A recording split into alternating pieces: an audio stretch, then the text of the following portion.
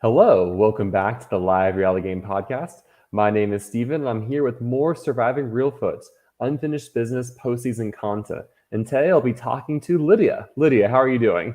Good. How are you doing? I am doing great. I'm in San Antonio. I have internet. That was one of the major concerns that I might not have today, so I am ready for this. I'm super excited. Nice. I'm glad everything worked out for you. And so I want to talk about, I think you have one of the most unique stories from your original season from Reelfoots, Mhm. where you get voted out of your tribe early in the game, but you fight your way back to redemption, rejoin the merge, and the merge of your first season kind of becomes a original tribe style us versus them, right? And you have no choice but to roll with your original tribe. And unfortunately, that doesn't end well in the end. No, so essentially, the majority alliance that voted me out originally at the very beginning is the same alliance that's still in power when I Mhm. get back in the game. So then it's just like, oh, here we go again. Yeah, and like because I think from my remembrance understanding, like for you it was frustration that you didn't have more control over your fate and what happened as a result. Yes, it was frustration of playing from the bottom the entire time and knowing you're on the bottom Hmm. and just I mean, I was working every angle I could, every person that I could Hmm. to squeeze in somewhere to get someone to flip, make a Hmm. change, and it just time after time it did not happen. So yeah, it was a very frustrating game for me the first time. And because what's frustrating, especially when you're in that spot at Final Seven, you're like, three of us are not making Final Four, and everyone in that original alliance, Carlton, right? Everyone in that original Carlton alliance was like, no, we are Final Four, and you're just like, and then you had the welcome people in the jury with you. I mean, you have an alliance of 6 or 7 people, somebody's on the bottom, like Hmm. have to I guess be more aware of what your position is, Hmm. but I mean, obviously people are going to have their real Final Four and Hmm. then their, you know, Yeah. their side Final Fours that aren't the real Final Four. And I think part of the frustrating part was that it was obvious to me who was on the top and who was on the bottom, Hmm.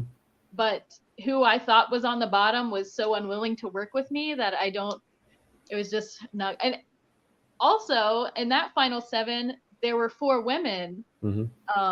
And that wasn't even a conversation that even came up as a possibility in that Hmm. game, to just take, you know, go with that 4 and take it to the end. And then, um, as you see, the final 3 did end up being men. So, So, talk with me. It's been 2 years since that game played out. What have been your main takeaways from your experience in that game?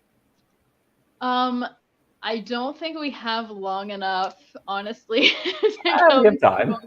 there was a lot of I would say there's a lot of personal growth that came through Hmm. that game, a lot of self-reflection and changes in myself that Hmm. happened through that game. I was going through a really difficult time in my life when I went into that game, and I kind of thought, "Oh, I'm escaping all this for a week." But really what it was I brought it with me for a Hmm. week. Um and so uh what's funny is in all these deep dives I'm watching and just like how this game played out, Hmm. it's just like this big storyline about like me crying, and I'm just like, did anyone watch me play in season 9? Like I cried the entire game of the season. Like the fact that I cried once in this game is like absolutely a miracle. Like Now, between that game and this season of Real Foot, had you played any LRGs? so I played one other Survivor game. I played Survive Hmm. in Illinois with Nikki hosting. Hmm. And I actually got 6th place in that game. So I did Okay, one better nice. than my original real fit, but I Mhm. didn't get voted out at all. So that's, I feel like, even another step better. I made it to 6 without getting voted out. So, Were you rocked out?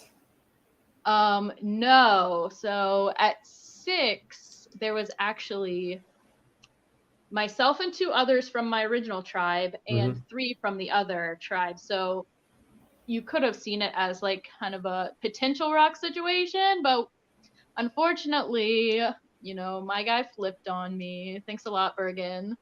So I forgave him because he ended up winning. Mm-hmm. So I'm like, okay, I guess if that's what it took to win, like, respectable. So I know this is supposed to be a real podcast, but this is all part of the kind of the journey to get to this current season. Did you Right. feel like your gameplay and experience at Survive helped was redeeming for your first experience? Do you feel like you were able to put things into practice after you learned them from Reelfoot? Yeah, I think that was a very redeeming experience in my Mm-hmm. mind because I kind of went in thinking, oh boy, is this going to be this same negative experience that I had? And it turned out to be an incredibly positive experience. Mm-hmm. So I felt like in that way I was already redeemed. Mm-hmm. So coming into Reelfoot, I feel like a lot of like the unfinished business that was like the personal Mm-hmm. side of it um, was already resolved in my mind. So I don't think I had a lot of Reelfoot unfinished business, but I guess we'll get into that. Well, I well, might let's. talk a little bit. I think it might be useful to talk about what were your personal goals or desires walking into this game. Um, so walking into this game, I kind of like I said, in playing a different game Mm-hmm. after my first season of Reelfoot, I did feel like I did kind of resolve a lot of what my Mm-hmm. goals were. But same goals coming into this game was just not to play from the bottom the whole time. I love to be in the know. I Mm-hmm. like control. I don't like feeling like not knowing what everything that's going on. Like I want to be in that like majority vote. Mm-hmm. Even uh just surviving the vote is just not enough for me. Like I really want to be the one that's making the decisions and things Mm-hmm. like that. So that was a goal for me, would be to be in uh get myself into a solid majority so that I'm not playing from the bottom. Mm-hmm. Um and as far as like placement and all, didn't really care too much about like beating my placement. I knew this game would be a different animal because of all of these connections that everyone has, right? Mm-hmm. And part of what I really struggled with in the first time I played was, getting there and being overwhelmed by the social interaction of it, right? So like all these people you're meeting for the first time and it's very overwhelming. But I knew going into this one, okay, I'm going to know a lot, if not all of these people. Mm-hmm. So that kind of took that weight off of it, to where I felt pretty comfortable right off the bat with just the environment itself. And I was able to get into strategy and gameplay more easily because I wasn't so worried about the social aspect of it. Mm-hmm. Did you have any other apprehensions coming into the game? Um, game wise, I did not. I mean, I did have apprehensions for personal reasons, Mm-hmm. because my dad has been in bad health and he's Mm-hmm. been in and out of the hospital. And I knew that there was a chance that if I did come, that I would have to leave. Mm-hmm. So that was something that could have prevented me from playing, but Mm-hmm.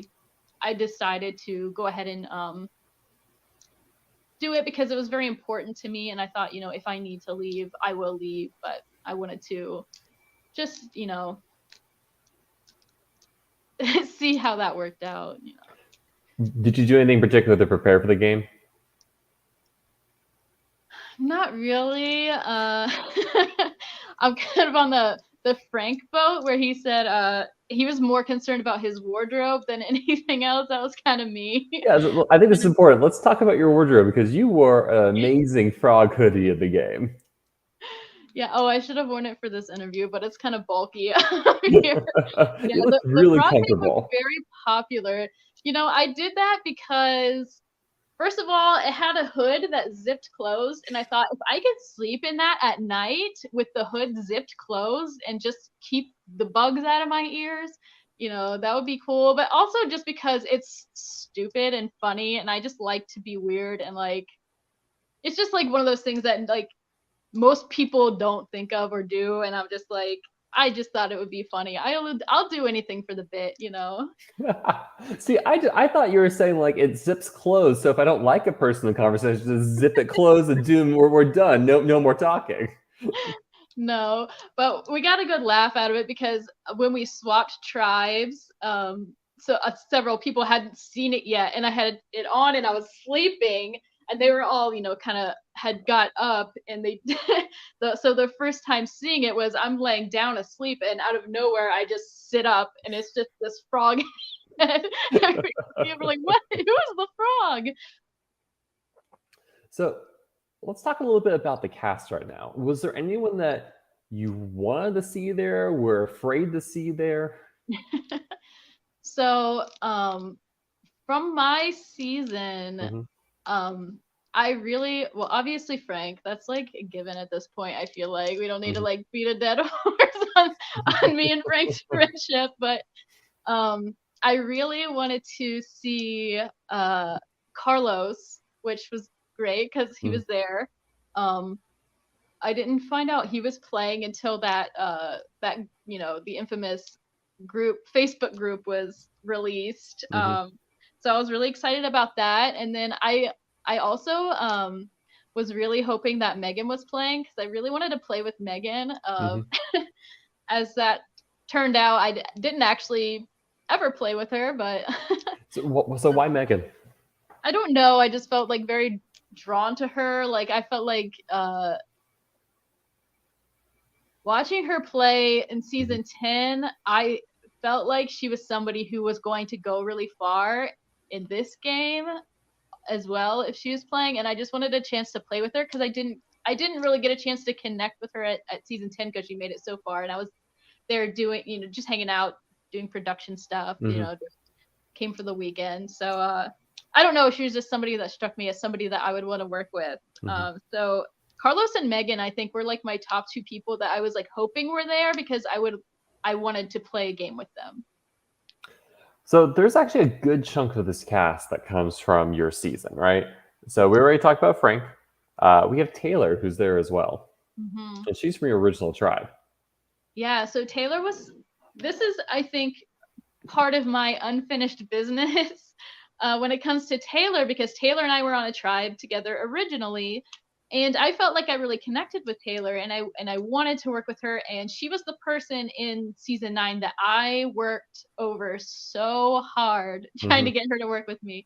And she was like, I want to do it, but it was never she was always scared to make the move, and it was always a timing thing, or I'll do it if this person does it with me type of thing. And it just never lined up for us to work together, but I felt that we both wanted to. And then, post game, we have a friendship. So I feel like the fact that we were tribe together, I was surprised about because we had been tribe together originally.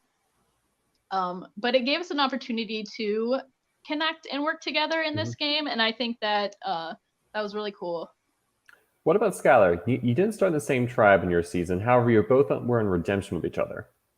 Right. So, we didn't get tribe together. But funny enough, Skylar was the prisoner of war on the round that I got voted out originally. And she voted with me because she wanted me to stay, and she was even willing to use her advantage if we could get enough people to allow me to stay. So I was really appreciative of that she tried to help me stay in my season. And yeah, we did get close on everyone at that MIA camp in our original season. Everyone at that camp got really close. So I was excited to see Skylar was playing. I had heard she was playing beforehand. I never reached out to her or anything, but I knew she was going to be there. So we definitely could have worked together, but as that turns out, we also didn't link up, or we're never on the same tribe in this game. So it never came to fruition, but I was happy to see her. And finally, we have Todd. You both met at the merge of your season, and you two were trying to work with each other because you needed him as a number. It just never manifested. Yeah, so in 9, I did help Todd successfully play his idol. Hmm. And so we did work together. However, sorry, Todd, I was prepared to completely turn on Todd once that happened. If the next 2 rounds went well for us, like he probably would have been like Hmm. pretty soon to go in my mind, but that the next couple rounds didn't work out for us anyway. So I was able to help save Sherry and Hmm. help Todd use his idol correctly. Yeah. Um, Yeah, that merge vote still has some of the most unfortunate strategy that it never could have been, just yeah. through miscommunication and everything, which I'm still always sad about. Yeah, so I mean, I love Todd as a person. I was Hmm. happy to see him. I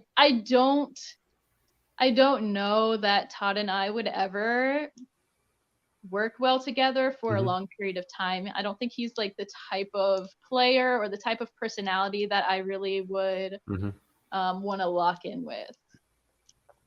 Um, when you saw the cast list, does anyone else stand out to you beyond Mega and the people from your original season? Um, I definitely feel like I connected with Josh from season 10. I thought that we could definitely Hmm. work together. When I saw him, I was happy he was playing because I knew that we kind of just had a good vibe together. I was happy to see Sharif was playing, and as soon as I saw Sharif was playing, I was like, I want that to be my guy. Like, just because, like I said with Todd, Hmm. like Todd's not really the personality or like playing style that I would go Hmm. towards, but Sharif definitely is. So I was happy to see Sharif, and I felt like that I could work with him. Trying to think of like the whole. So out of the whole cast, Hmm. there were only 4 that had never met. Who? That would be Austin, Adam, Brent, and who was the 4th? Corey? Clark. Oh, Clark. Where'd you Yeah. meet Corey?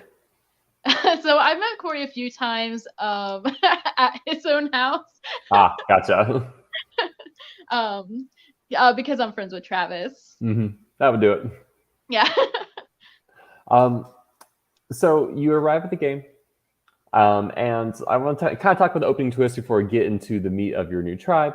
The first thing is you learn that the season is called Unfinished Business. We already kind of touched on this. Is there anything else you want to add to it of when you heard the title and what you felt like your unfinished business was this season? No, I think my unfinished business was just like my game never getting off the ground, like Hmm. never feeling like I had the opportunity to really connect with anyone like strategically and like really play the game. So that was really, I just wanted to feel like I'm playing the game and the game's Hmm. not playing me. And then you also learn that the shot in the dark is in play. What was your thoughts on that initially? I kind of thought of it as an annoyance. Hmm. I didn't think too much into it. I just thought, oh, great, this is going to be something that we're going to be having to think about every Hmm. round on top of everything else you're already thinking about in Hmm. Survivor. Um, so I didn't put too much thought into it because I honestly didn't think it would really work for Hmm. anyone. So And then it did, but so it goes. yeah, and I'm sure we'll be talking about that more along the way too. Yes. And so you are on the original Red tribe, the Achila tribe. Mhm. And so let's kind of talk through these people on there. And the first two, we can kind of talk about actually let's just talk about Carlos. You mentioned Carlos was on your original season. He's a Mhm. person you've known, become friends with, and now you're in a tribe with him.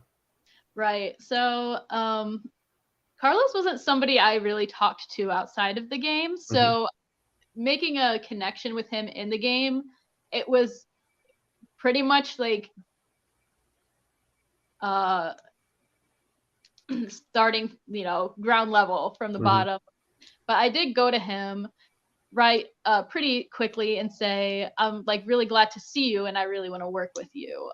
He's just somebody that I know is like very smart, but also similar to me, like very low key, very quiet, like very like his brain is working all the time, even if his mouth isn't moving.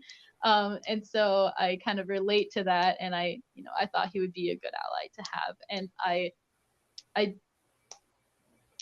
he can be very chaotic, but I did still see him as somebody who would potentially be a loyal person. You also have Tony in your tribe, and Tony has also worked as a tribe handler in the past. Is that how you met him, or was he a tribe handler your season? Yes, he was a tribe handler on my season. Okay. So that's where I had originally met Tony, and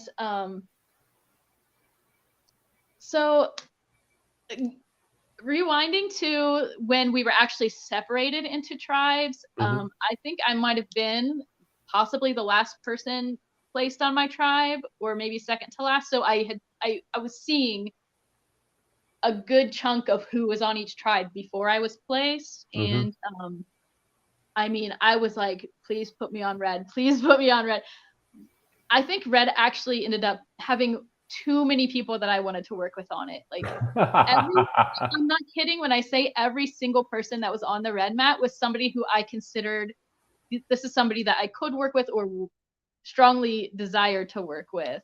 So that made it really tough. And like that also comes into play with Tony because I end up wanting to target Tony very early, which came as a surprise to myself because I feel very connected to Tony. And I think Tony kind of also touched on that in his interview, saying like, that I'm somebody he's drawn towards. I feel the same way. I think because there was a time in season 9 when I was like at a very, very personal low emotionally.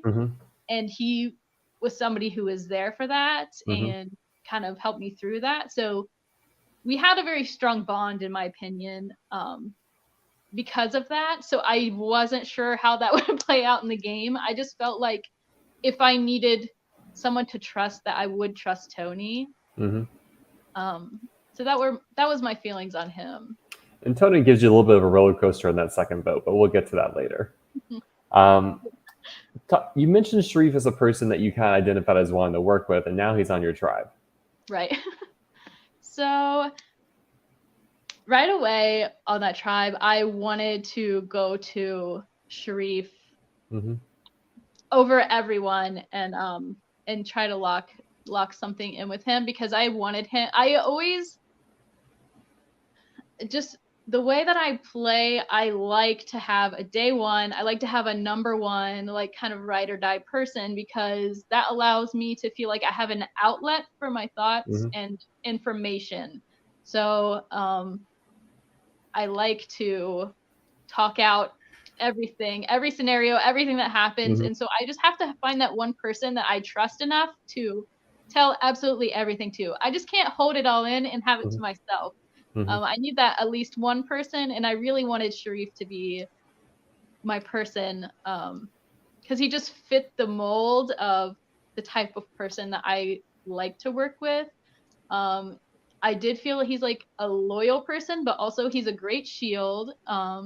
Nobody's gonna look at Sharif and Lydia and be like, we got to get Lydia out. You know what I mean? Now, you and Taylor didn't end up working with each other great last season, but were things be different this season with you and her on the starting tribe?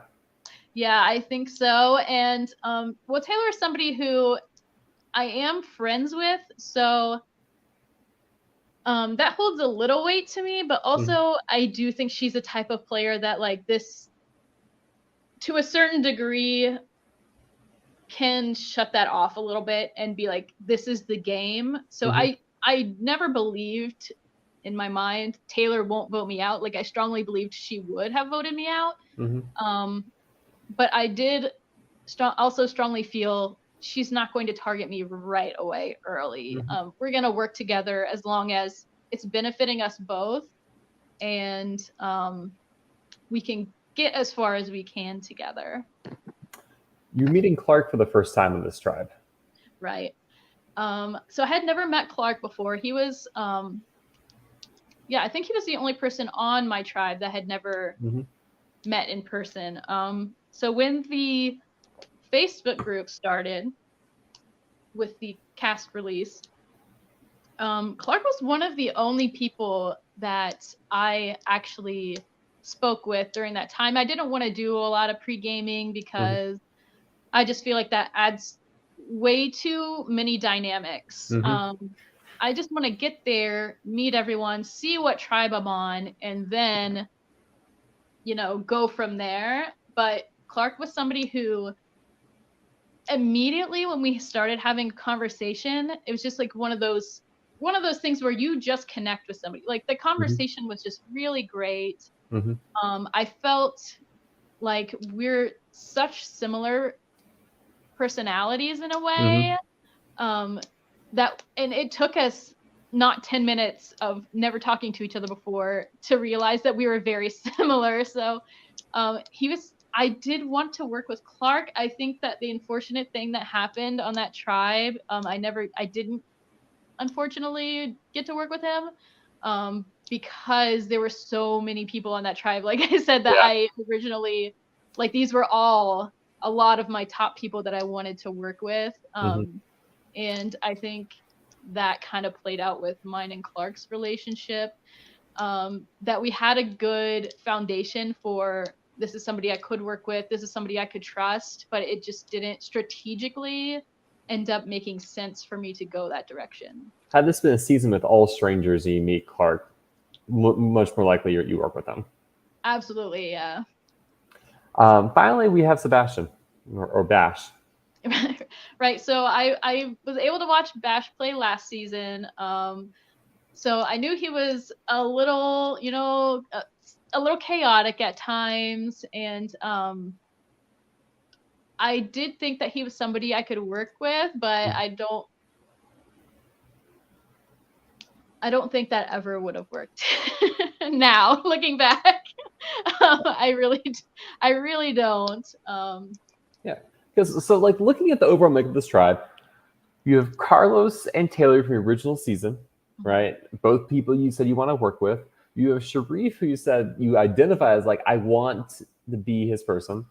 Tony's a person you have a bond with from being your handler in the previous season, right? And so I can see how, Clark and Sebastian are two like can easily fall on the outside. Just like, I have this whole other web here. Yeah. I mean, and so looking at the blue and yellow tribe, do you sometimes, like, of the two tribes, which tribe do you wish you had been on instead?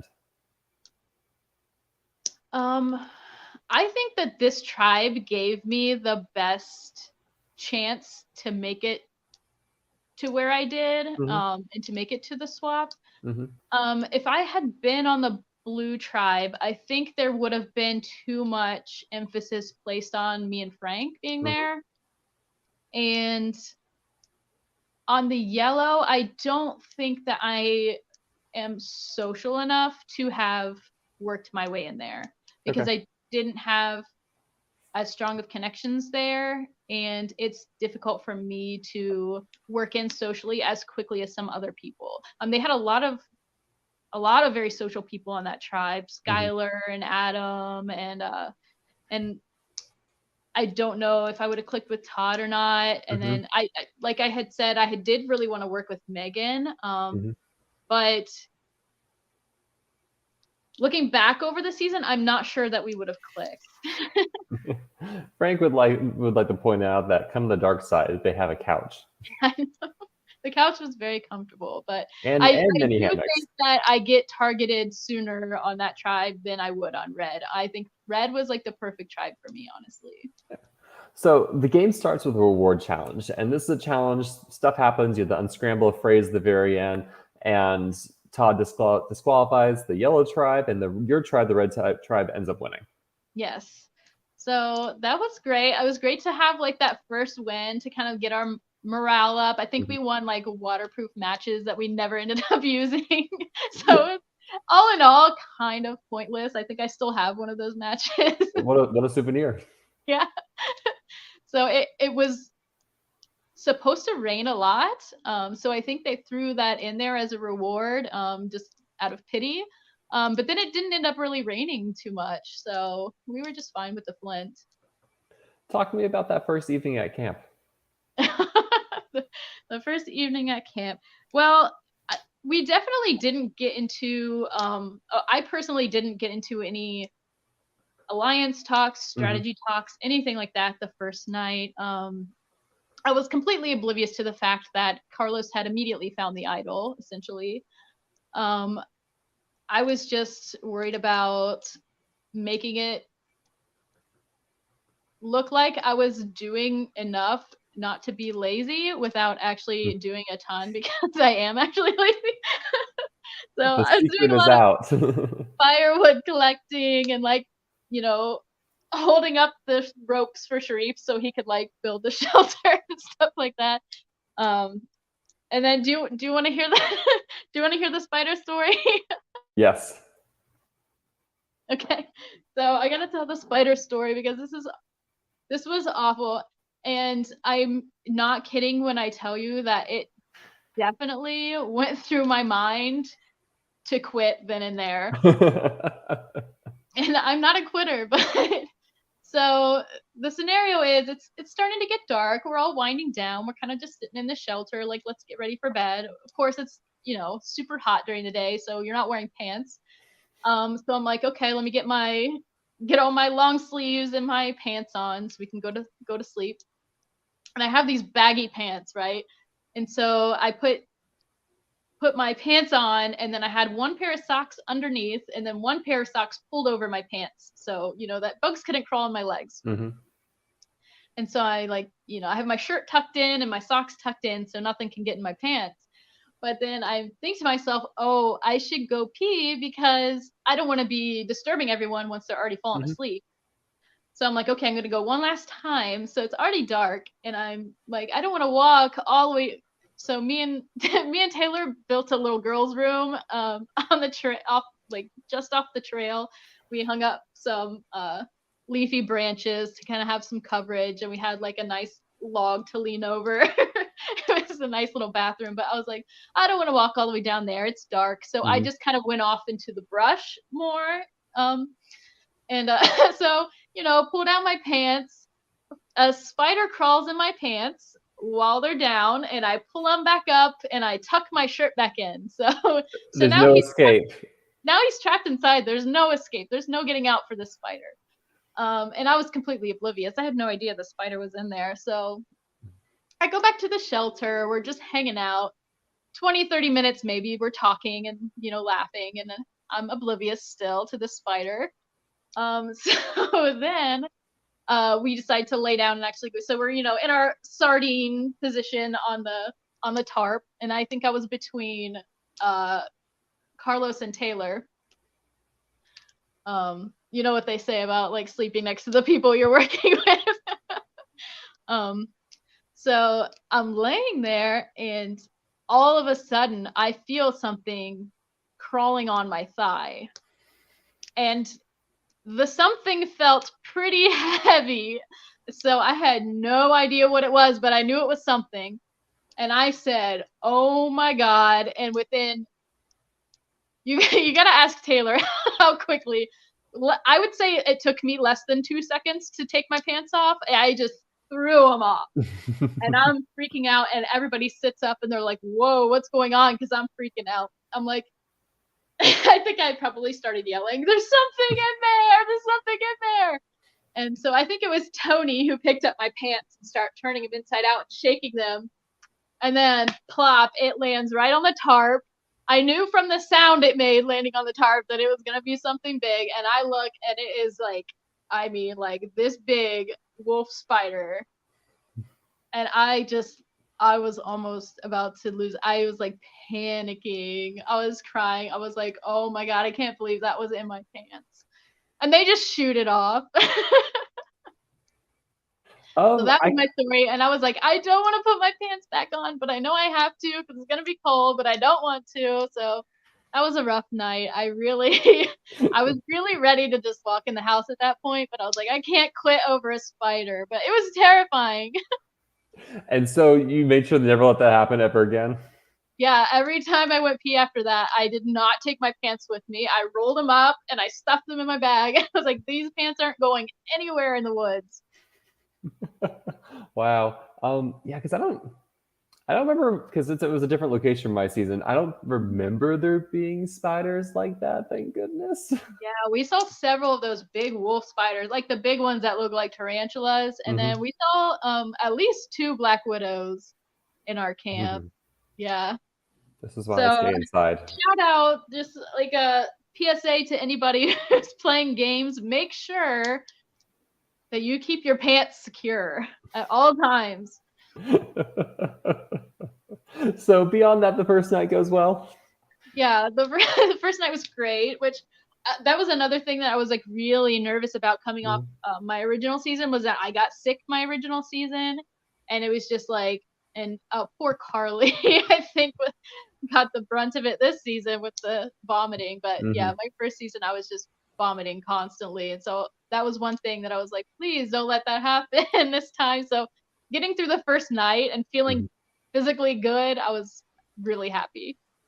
So the second day, you have several reward challenges, and these reward challenges, I think, overall go okay for your tribe. So the first challenge that you have is the memory match challenge. How does this Yeah. go for you? I mean, not great for me. I couldn't keep. I'm very good with memory, Hmm. um, but I think it's how far away everything was and how, Layout. yeah, the layout is how they're scattered was not uniform. Hmm. And then people are picking them up and putting them back down. So they're not even going to really land in the same spot they were. They're going to be a little shifted. So I had a really hard time. I don't know. I might have made a match or two that was like directed. Hmm. Someone directed me where to go. But yeah, I thought when that challenge started, I was thinking, this isn't going well at all. I didn't think we were even gonna. I think we ended up tying and then playing rock paper scissors for the second place. So Tony from your tribe ends up getting sent to a different tribe. Talk about what happens when he returns to your camp. So this, in my mind, is what kind of put Tony on my radar, Hmm. because I there's always that thought of, why'd they pick Tony? And so it was Adam that picked Tony, right? So Adam sent Tony to his own tribe, but then later Adam gets sent somewhere else. So in my mind, I thought Adam wants to hook up with Tony and speak with Tony, but then he Hmm. didn't get to because he gets sent away as well. But he didn't know that he was going to at the time that he sent Tony. So I'm not sure. And then, so the one thing that stood out to me, w- uh, when Tony came back from the other camp, Hmm. a few things he said. He was always mentioning Adam a lot, when you would have these conversations about like cross tribal. And there was a very early in the game, these first several kind of reward Hmm. challenges, there's cross tribal talk going on, Hmm. um, amongst the mats. You're on your mat, you're Yeah. kind of whispering to the other mat. And I kind of thought that this was just kind of like universally allowed, because I'm if I'm not mistaken, if you're on the sit out bench in Survivor, you're sitting next to somebody on the other tribe, you talk to them. Hmm. However, after a few of these challenges, and I think a lot, maybe a lot of drama was stirred up through this cross tribal. Then when we started going to challenges, they started saying absolutely no cross tribal, no talking between the mats. So they did make a rule, kind of like There's too once the game much. had already been underway, that there will be no cross tribal talking. However, in the beginning, there was definitely a lot of cross tribal talking. Hmm. That first kind of like second day, with these reward challenges. So that was something that kind of, you know, got into my head about Tony, thinking that Tony and Adam definitely were like, had some type of bond at Hmm. least.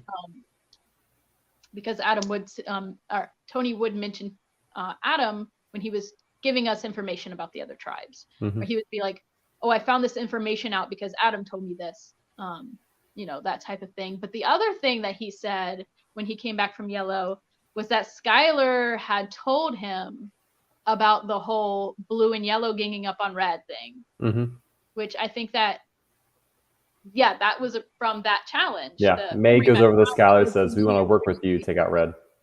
Yes. So that's what I remember from Tony coming back, was him saying that about the blue and yellow team, and then also just me having it in my mind about him and Adam potentially being something.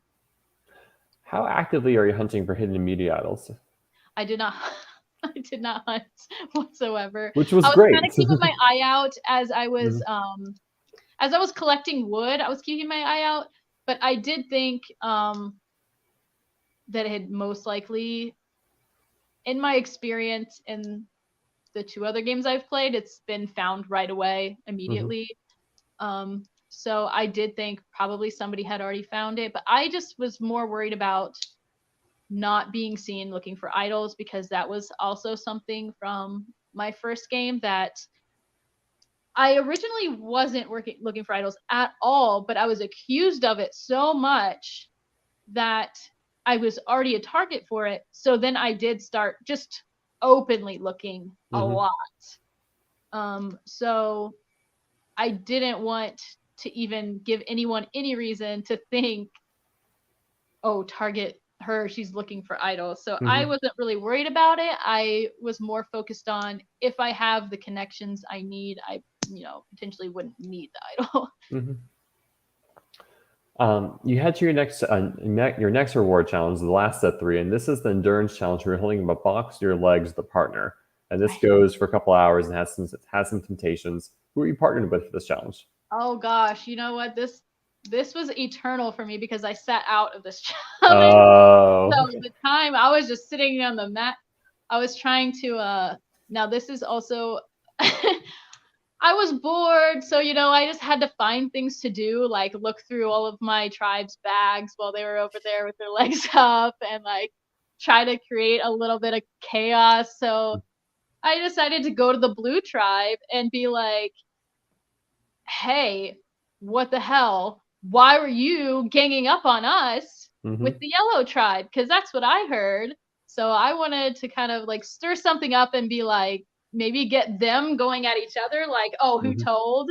I knew I was gonna do that right away when Tony said that they had been ganging up or whatever. I was like, oh, I'm gonna say something as soon as I get a chance, just to kind of stir it up and I don't know, have some fun, because I was bored just for hours sitting there watching them hold their legs up, and then all the people who were dropping out were getting food, and I was like, dang, give us some some food. We're bored over here. We want some popcorn or something. So yeah, that's what I did. I went through my tribe's bags. I told Sharif and Clark, because they were first out on my tribe, so they were the first to come to the mat, and I told them that I went through Bash's bag because there was a little paper and it was just sticking out of Bash's bag enough for me to see it, and I was like, I wonder what that is. So I opened it up and I opened the paper, and it was like one of the tree mails or something. I was like, that's nothing. Then I was like, wait a second, nobody's gonna know if I just kind of give a little peek in everyone's bag. So I think the rule is you're allowed to look, but you're not allowed to take.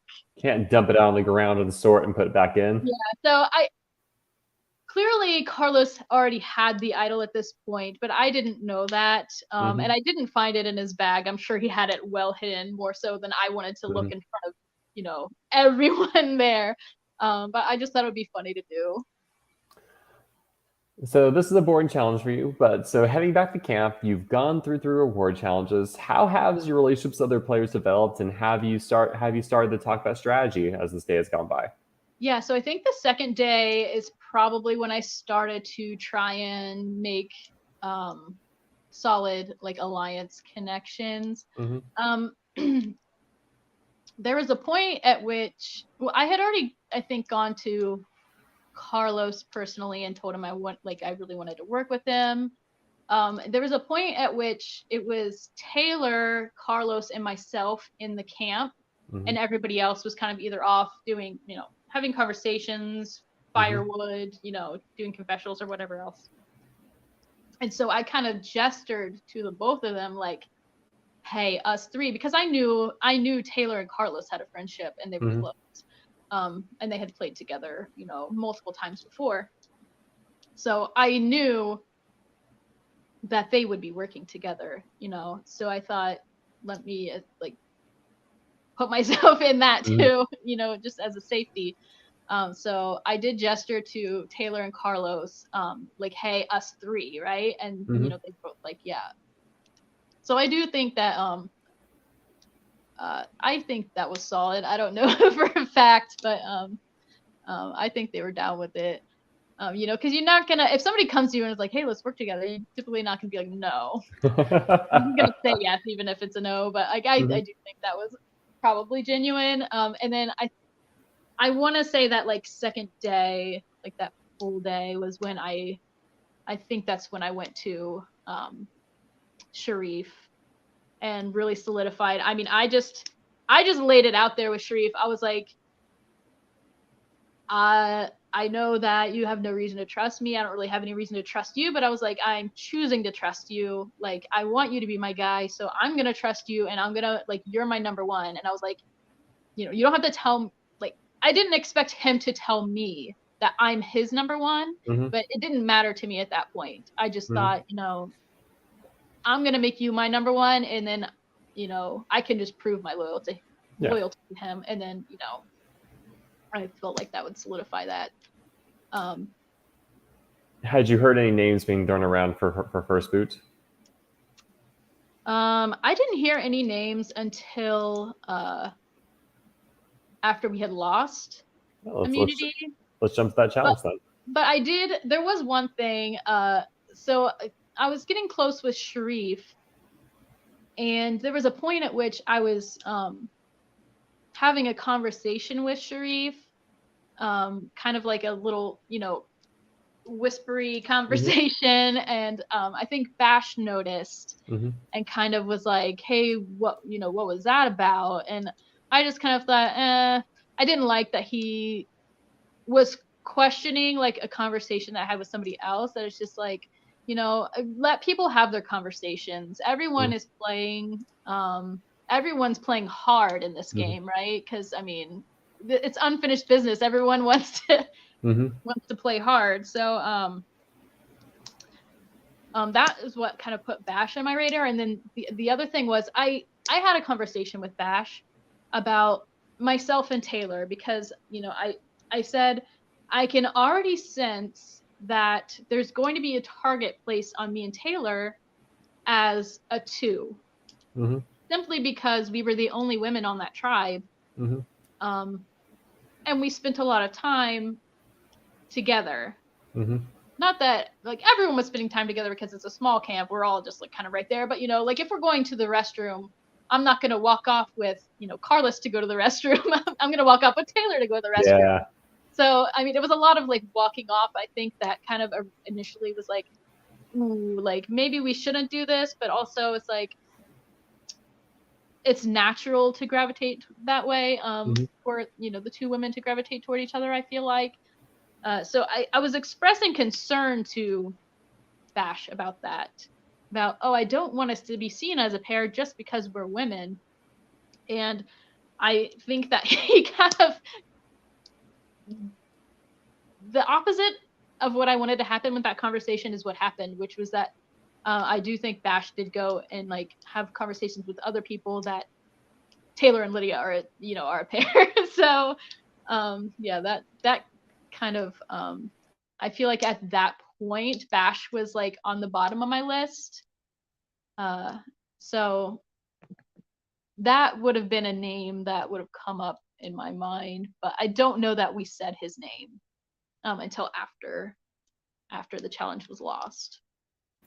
So let's talk about this challenge. This is a multi-part challenge where there's swimmers, there's some balance aspects, there's a puzzle to end. Where are you in this challenge? So I was on the puzzle. This is a very, very frustrating thing for me because ultimately we are the very last to get to the puzzle, right? So I'm already stressing, and so the funny thing about this puzzle is before the game, I go and I'm watching some of the lives and I'm trying to take screenshots, right? So I'm like going to challenges where there are puzzles and I'm screenshotting them and I'm trying to memorize them. Mm-hmm. And so the way I memorize the snake puzzle is that I draw it. Okay. So I screenshot it and then I draw it and then I make a list of like naming the pieces in my head. But similar to, I think something Josh said about having aphantasia, which means you can't solidly picture anything in your mind. It's just my mind is black. It's all dialogue essentially. So I can't picture this puzzle when I see it. And what happened was when I turn it over and I dump the pieces out and I look at it, I'm like, oh no, this was screenshotted in reverse. It was like inverse of what the actual puzzle was. And everything that I had studied just went straight out of my mind. And I was like, okay, well, it took me a second to like get myself together. And then I just thought, okay, well, I just have to do this on the fly from scratch and just do the best I can. And being the last to get to the puzzle was already like stressing me out. So anyway, so I ended up making up time on the puzzle and I was down to my last piece for a while. And you know, Carly's still working. Josh has been done. Yeah. He, you know, first done. And so I know I'm ahead of Carly because I only have one piece left. And I'm trying and it's just not fitting. And it turned out that there was two pieces that were almost completely identical. And if I had switched that piece with the other piece, it would have been done. So Pete did come over and show me what I was doing wrong because I was like, Pete, I know this is right. It just won't go in. And he's like, I know it looks right, but he's like, let me show you what you did. And I'm like, great. One little tiny piece I switched. It could have made the difference, but at that point, it's like, it is what it is. You know, we all did our best. I don't really subscribe to the strategy of voting people out based on their challenge performance in one challenge. Now, if there's somebody who's like sinking you in every challenge and they have no skills, maybe they gotta go. But but I'm not really one on like placing blame in challenges. So the hard part about losing this challenge is your tribal council is not until the next day, tomorrow morning. So you have a lot of time back at camp. That actually ends up playing a big part in everything that goes down at this tribal, right? Because now this is end of day 2, right? So this night we've already lost. So now the strategy is going to kick up and ramp up. So I had been approached with, so what I wanted to be my 4 was myself, Sharif, Carlos, and Taylor. That's in my mind, like that was my 4. That's what I was going with. I was also approached with an alliance of 4 to be Tony, Sharif, myself, and Taylor. Now I know Tony and Sharif had like a very, very early kind of final 2 deal there. And at this point, I mean, even at that point, it didn't matter, and it doesn't matter whether that was like real or not real. But regardless, if I have a 4 with Sharif, Carlos, Taylor, and then a 4 with Tony, Sharif, Taylor, that's still fine in my mind. It's still I'm still in the majority either way, and we still have 2 people on the bottom to choose from.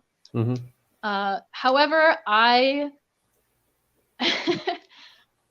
really wanted to target Tony this round because it just seemed like he was doing a lot. He was playing really hard. He was getting a lot of info from other tribes. Like I said, there was like conversations that he was, you know, revealing about speaking with Skylar, speaking with Adam. And I think we were that night, in my recollection, in my mind, the name was Bash.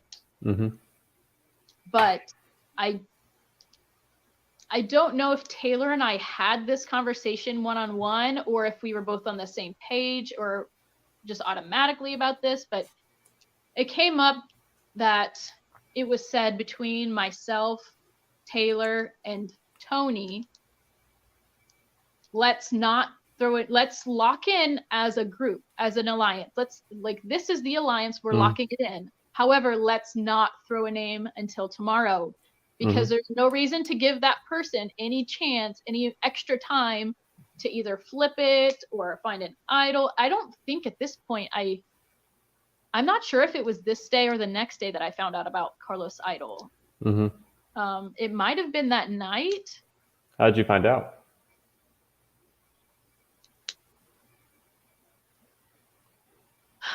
I can't remember who first told me. It may have been... Because I know Tony made a mention of it to Sharif. It may have been Tony, it may have been Sharif. So I think Tony told Sharif, but then talked to Carlos. Carlos revealed it to Tony, and Tony said, Tony didn't tell a single other person. And even his conversation with Sharif was kind of like, I may have seen it. So Sharif would have some sort of intel maybe the past you. I'm not sure how it came about, but I do know that me and Taylor were made aware of it at that point, which Carlos may have already told Taylor. Anyway, I don't know, like, who else knew, but from my perception in the game, that's when Taylor and I found out. And it didn't matter to me because I felt that I was on Carlos' side. I felt like I was in pretty good with Carlos at that point. So for him to have the idol, I mean, honestly, that was good for me because I didn't want to vote him out anyway. And knowing where the idol is always an advantage. So at that point, it wasn't even a big deal to me to know that Carlos had the idol. However, Carlos' name was coming up then at that point. I do think Tony was throwing Carlos' name that night. And that was one thing where I was like, because I wanted to work with Tony, but I also wanted to work with Carlos. You also want to target Tony. Yeah, well, I think that night it was Bash, and it was the next day that I was really like, can we do Tony? Because he's doing way too much. So I didn't throw a name that night. So I think in my head, it was like Tony's name was, it was Tony and Bash that were in, what I wanted that night, but I don't think there were any names thrown until the next day. So then the next day, from what I've gathered, Tony was put off by that conversation with me and Taylor not wanting to throw names. I think he thought, ooh, they must not actually want to work with me because they're not willing to say a name. And I think that's where Tony ends up turning on Taylor, thinking she's not with him. And I think that we just weren't sure yet if it was going to be Bash or Tony, and that's why we didn't want to throw a name. So what happens with this vote is that I believe we settled on Tony. And then Sharif comes to me and says, it's got to be Bash this time.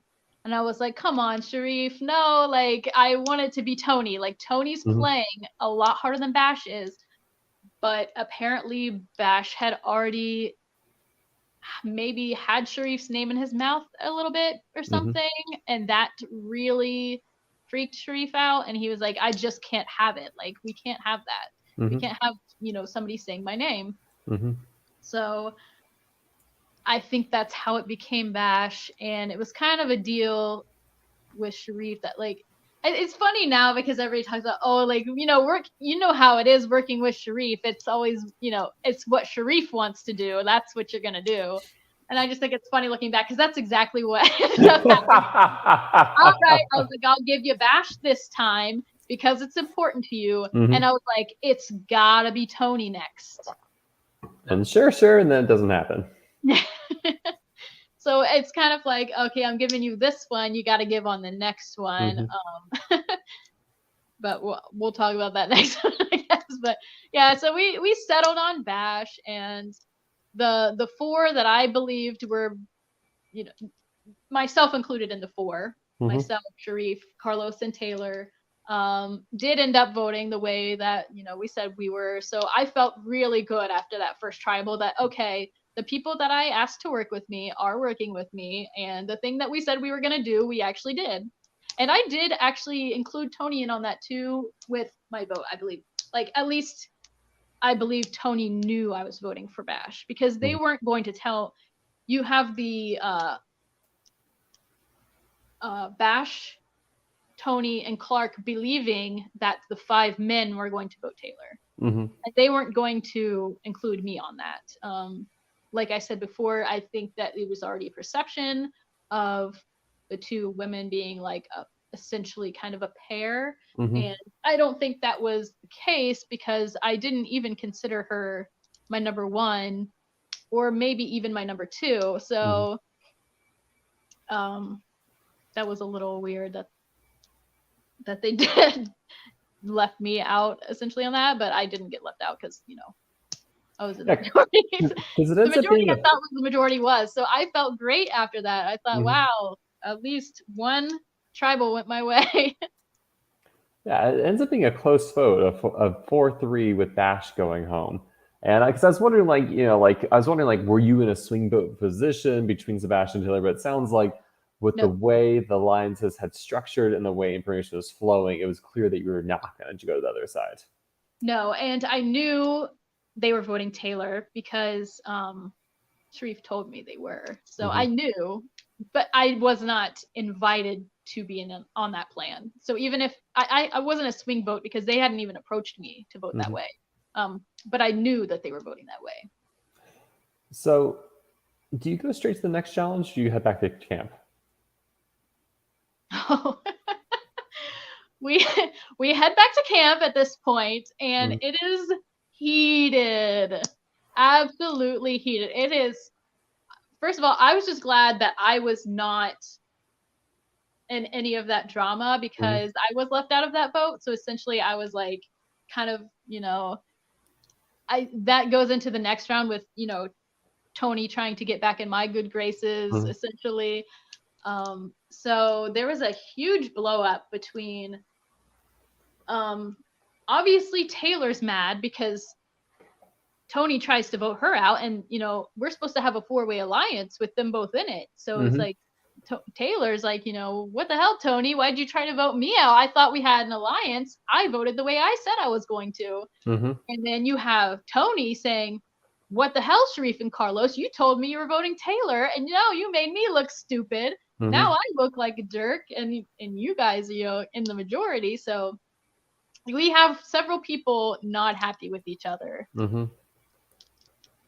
And poor Clark is like, what do I do now?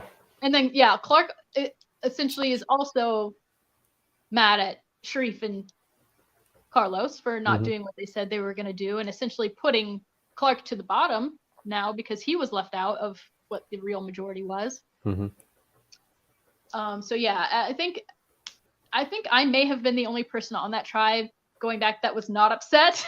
Everyone else was like, it kind of erupted a little bit into an argument there in the camp, and then so you have Tony saying, hey guys, you made me look stupid. You have Taylor saying, hey, why'd you vote for me? And then you have Carlos saying, why'd you tell everybody I have an idol?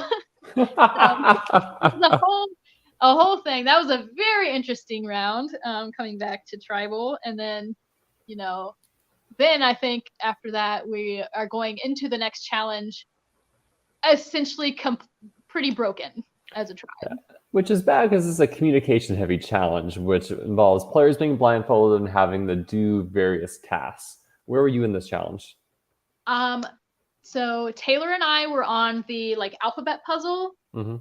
And again, I think when going into that part, we were pretty far behind and made up some time.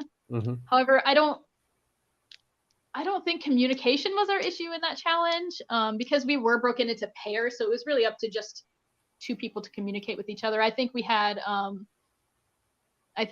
good pairs, but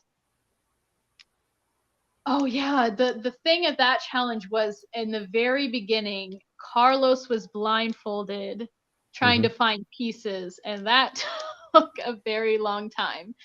But I think in the end, it was a matter of us not having the right people in the right place.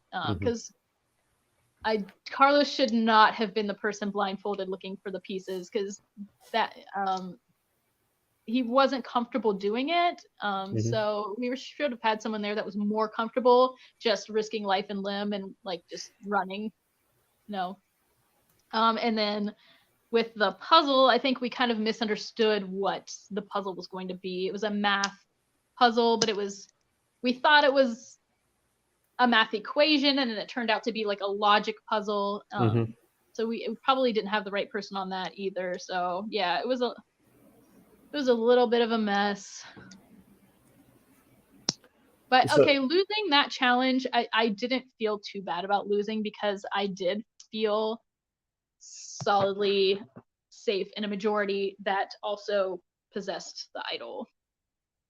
So talk to me about what happens back at camp after this challenge, after you lose. So after this challenge, this is when Tony is essentially pleading for his life, right? And Tony's coming to me and saying, you give me a name and I'll vote that name. And there is a very good reason that I don't give Tony a name this round. It is because first of all, I want to target Tony, right? So I'm not going to give Tony his own name.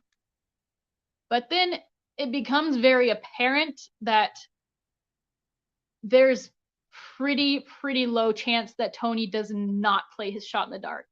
So this is how the vote gets switched from Tony to Clark, right? Oh, that's interesting.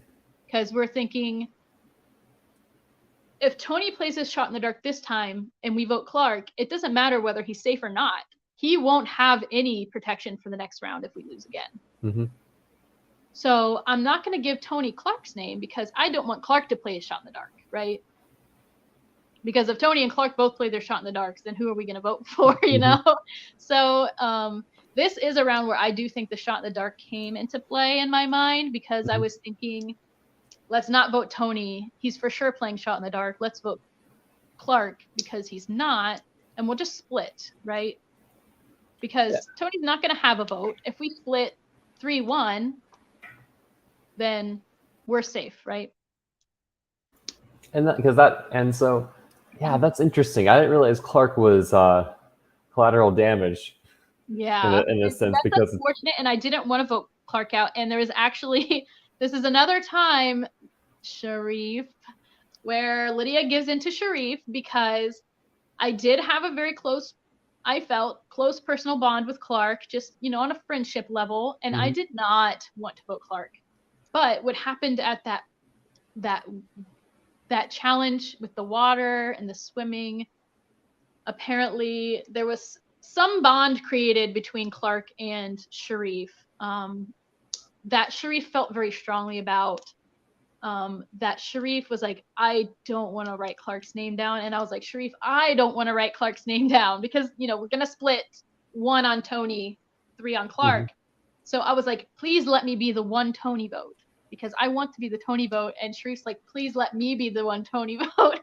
So that's another time I was like, Sharif, I swear to God, you owe me after this. So I give in to Sharif once again, and Sharif votes Tony, and I vote Clark with the other 2. And, the plan goes off because Tony uses his shot in the dark and Clark goes, so. Were you tempted to switch your vote anyways and vote Tony? No, because I just wanted nothing was going to save Clark at that point. Just because strategically for my game, that's what made the most sense to move forward with Sharif, Carlos, and Taylor. So I didn't think to switch my vote. I just thought, this is the plan. This is what we're going with. We've decided on it, and yeah. Tony told me that he was very upfront with everyone else who tried that you were controlling his vote this round. He was only voting the way you were telling him to vote. Right. were you concerned about that, putting a target on your back, having Tony say, hey, you know, I'm only with Lydia and Lydia's the only person who I will listen to? No, I wasn't concerned with that because it made sense, right? Because he's not trying to get back in my good graces. He's trying to get back in good graces of the majority. He knows I'm in the majority, but the majority is 2 people who've already lied to him and 1 person that he tried to vote out, and me. So, like I said, from that first tribal, I was the only one who didn't receive collateral damage, really. So that's why I was the focus of him saying, now, at the time, because when you're in the game, you know, hindsight's 2020, but when you're in it, right, you can't see things the same way. So when I'm in it, I'm thinking, I genuinely thought that he picked me because I didn't know all the logical reason he picked me to be the one to say, I'm gonna do what Lydia tells me to do. I thought he picked me because he felt like I would be more like easily manipulated. Honestly, that's how I felt at the time. I thought that he felt he could like possibly like I would be like somewhat emotionally manipulated to go with it because he knows that I do feel a strong bond with him and vice versa. So I felt like that was like his play to like work his way back in. That I was his way back in. However, I don't think that he knew that I wanted him out the first round, and I don't think he knew. Well, he probably knew that he was the target this round, but I don't think he knew that I was targeting him specifically. And I don't know if he knew that Sharif essentially saved him that first round, because in my mind the vote was going to be steered towards him until Sharif said it's got to be Bash. So you head to your third immunity challenge, and this is the gross food challenge. What do you end up eating this challenge? So I ate the cat food, which supposedly wasn't cat food, but I can tell you for a fact that it looked, smelled, and tasted exactly as you would expect cat food to. It was some kind of meat from a can. I don't know. I never want to eat it again. I'll tell you that much. It was disgusting. When I saw it, I thought, I was a little relieved when I saw it because I thought, okay, I can eat this. But it wasn't a pleasant experience. It did not end up sitting well later. I did end up getting sick later on. So well, I was just trying to think of it as this is some sort of sustenance in my body, right? Because this is now like, was this day 2 or 3? Day 3. Yeah, so day 3 of not eating because I'm completely with Josh on the rice. Texturally, I cannot do it. I mean, with every bite, I'm gagging, and it's just so unpleasant that it's like I'd rather be hungry than be sitting here gagging over a spoonful of poorly cooked, unseasoned rice. You know. So, is there anything else that happens on this original Red Tribe when you're back at camp before we get to the swap? Let me think.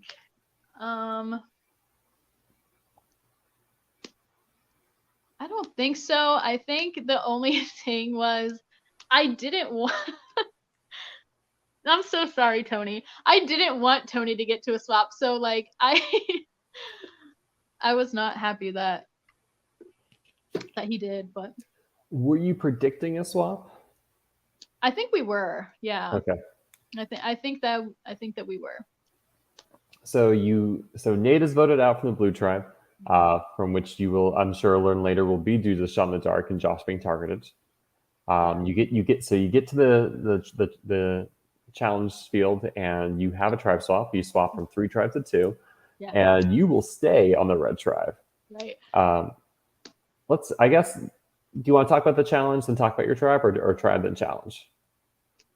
I mean, there wasn't really a whole lot to the challenge. I think my tribe had a great strategy. I think having Josh on our tribe was just so essential on this swap tribe because he really was great at saying this is what we need to do, and everybody else was great about listening and doing it, Mhm. because a lot of people don't like to be told what to do, Mhm. but if somebody has a good idea and knows more about this thing than I do, I'm going to do what Mhm. what they say is best. So I feel like, honestly, we kind of breezed through this challenge. I was the person to hand the people blocks, so I didn't have to like do the balancing or anything like that. So I was just picking up blocks and handing them to people. So coming into a swap, did you have priorities like, there's certain players you're looking to target? Were you concerned the yellow tribe hadn't lost a member yet? Yeah, I definitely had that on my radar. That Mhm. I was very aware of the fact that the yellow was all still together, but then also there's also the aspect of the fact that they haven't been to tribal, so Mhm. they haven't tested their bonds. They may have connections, but they don't have trust. um you really can't. You can build a bond, but you can't build trust Mhm. without doing anything. Mhm. uh so those were like kind of the two factors I was thinking of. Really, I at the swap, I'm gonna be completely honest, I was more concerned about who was going to be on my tribe, because there were certain people, obviously, that I wanted to play with that I didn't get to. Yeah. So when I went to draw the buffs, right, I went first. And for some reason, as soon as I walked up there, I thought, why did I go first? Why did I do that? Um, because it just felt wrong in the moment. I was like, and so I pulled my buff, it was red, and I look over and I see um Frank's going blue, Sharif's going blue, Mhm. like Carlos is going blue, and I'm just like, oh no. Because those are, Yeah, I think the only person from your original tribe to swap with you is Taylor, right? right. It was just me and Taylor, and then we had a few blue and a bunch of yellow, I think. Yeah, so let's talk about the yellow players. So you get Todd, Carly, and Adam, I believe, right? And And Brent. yeah, so there's 4 yellow. And then we get the 3 blue, which was clearly already severed. Hmm. So that's the thing with the yellow, being with 4 yellow. Um, I thought, upon seeing our tribe, not only are there a bunch of yellow, but there are some really strong yellow, right? Hmm. So that was immediately in my mind that I did want to get rid of a yellow Hmm. if we needed to go to tribal. So my thought was, oh, no problem. Like blue and red will just work together, because I know we get Amber and Reynolds, right? So I Hmm. know Taylor is going to work with Amber and Reynolds. That's like a dead giveaway. Hmm. Um, but the fact that they tried to vote Josh out really ends up screwing me over in this tribe, because, um, it could have been an easy 5-4 Hmm. with blue and red working together if that didn't happen. Hmm. So you're trying to. So your goal is to bring blue and red together and target yellow. That's kind of like your initial thought when you see this That was tribe my dynamic. initial that was my initial thought with this dynamic. But look, the more I learned about what had happened at blue, Hmm. the more I thought that's not going to be so easy. That's not really going to work. Hmm. Well, Um, well, thankfully, it seems like because you have a lot of time with this tribe, that you do you feel like if there was a rift between Amber Reynolds and Josh, was that healed over time, or it was just always there? um, I feel like Josh needed to play as if it was healed, Hmm. um, whether it was or not. So Hmm. unless Josh comes to me and just like flat out says, this is who I'm really working with and this is the direction I'm really going, then I can't know for sure, Hmm. right? Because it makes sense for him to Hmm. play both sides. And like he said in his deep dive, he was openly playing both sides, and I was aware of that. However, it made it really difficult for me because Josh was the person that I wanted to work with, right? Hmm. So on this tribe, I would consider Josh to have been my number one on this tribe. Okay. So we had a lot of time at camp, right? Because we have the first night on this tribe, but then Mm-hmm. also we win most of the next day. Yep. So we're having a lot of just like downtime, time to talk, strategize, bond, like all that. So I'm really connecting more with Josh and like trying to, we want to work together, right? Mm-hmm. And I tell him I'm working with Sharif because I know Josh is going to want to work with Sharif, just because they have that relationship. So that was kind of where my mind was. However, I don't think that Josh and I communicated enough effectively and like deep enough strategy talk Mm-hmm. to be successful there. And Mm-hmm. that's, that ends up playing into how things played out for me. Mm-hmm. Yeah, so let's. I keep looking at how the vote ends up going down this round. Um, so, what were your priorities that first night, or is there anything else you want to talk about that first night on this new tribe? No, this night was probably like my favorite night actually. I think this was like one of the most memorable, like fun nights Mm-hmm. I had in the game because um we're with the new people and everything, so it was fun, just that first night to just take the time to we're just getting to know each other, right? So it's kind Mm-hmm. of like starting all over, day one with some people, just getting to know them, and we're all in good spirits, right? This night. So it's very cold this night and there's almost no sleeping. So, Mm-hmm. we're all up sitting around the fire trying to stay warm, trying to doze off for a few minutes, get back to the fire, get warm again. And sometimes it kind of turns into this like a little bit of a slap happy atmosphere, I think, when everyone's just hungry and tired and delirious and we're all sitting there at, you don't even know what time in the middle of the night. And it was just fun. Like we had a lot of laughs that night and like just, hanging out. Was there anyone you wanted to see get voted out of that other tribe? Um, I feel so bad saying people. I did want May out. Well, your wish is granted because the next date begins, and May is the fourth person vote of the game, first person vote of that Equality 2.0 tribe. Yeah. You then go to your next immunity challenge. This is the challenge where you have boards on a rope and you're kind of moving these pool balls through a series of obstacles, and then there's an octagon puzzle at the very end that Josh goes heads up against Austin with. Yeah. So, and this is the pizza challenge. This is probably I've never like celebrated this hard for winning a challenge because of the pizza. I was so excited about the pizza. Yeah, so I'm on the rope Mm-hmm. holding boards with Carly and Amber, right? And oh gosh. I'm in the position where I'm really kind of just in the way by trying to help. Mm-hmm. So throughout the challenge as it's progressing, we develop a strategy where I'm just getting out of the way. And so I wouldn't say I helped a whole lot, but I had to be there because somebody had to be holding the rope. Mm-hmm. You don't have to be having tension on the rope. So I'm just like kind of holding the rope. Like, if this is what you guys need me to do, like, this is what I'll do. But it was there was a lot of screaming in this challenge. There was a lot of frustration. I know Josh talked about getting screamed at. I mean, it was funny because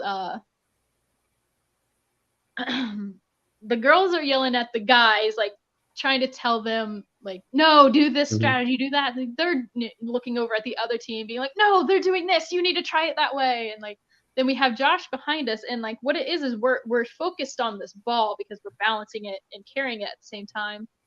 But there's a line that you can't cross, and so we're like, Josh at first starts being like, okay, just one more step, or like 3 steps, 2 steps, 1 step, Mm-hmm.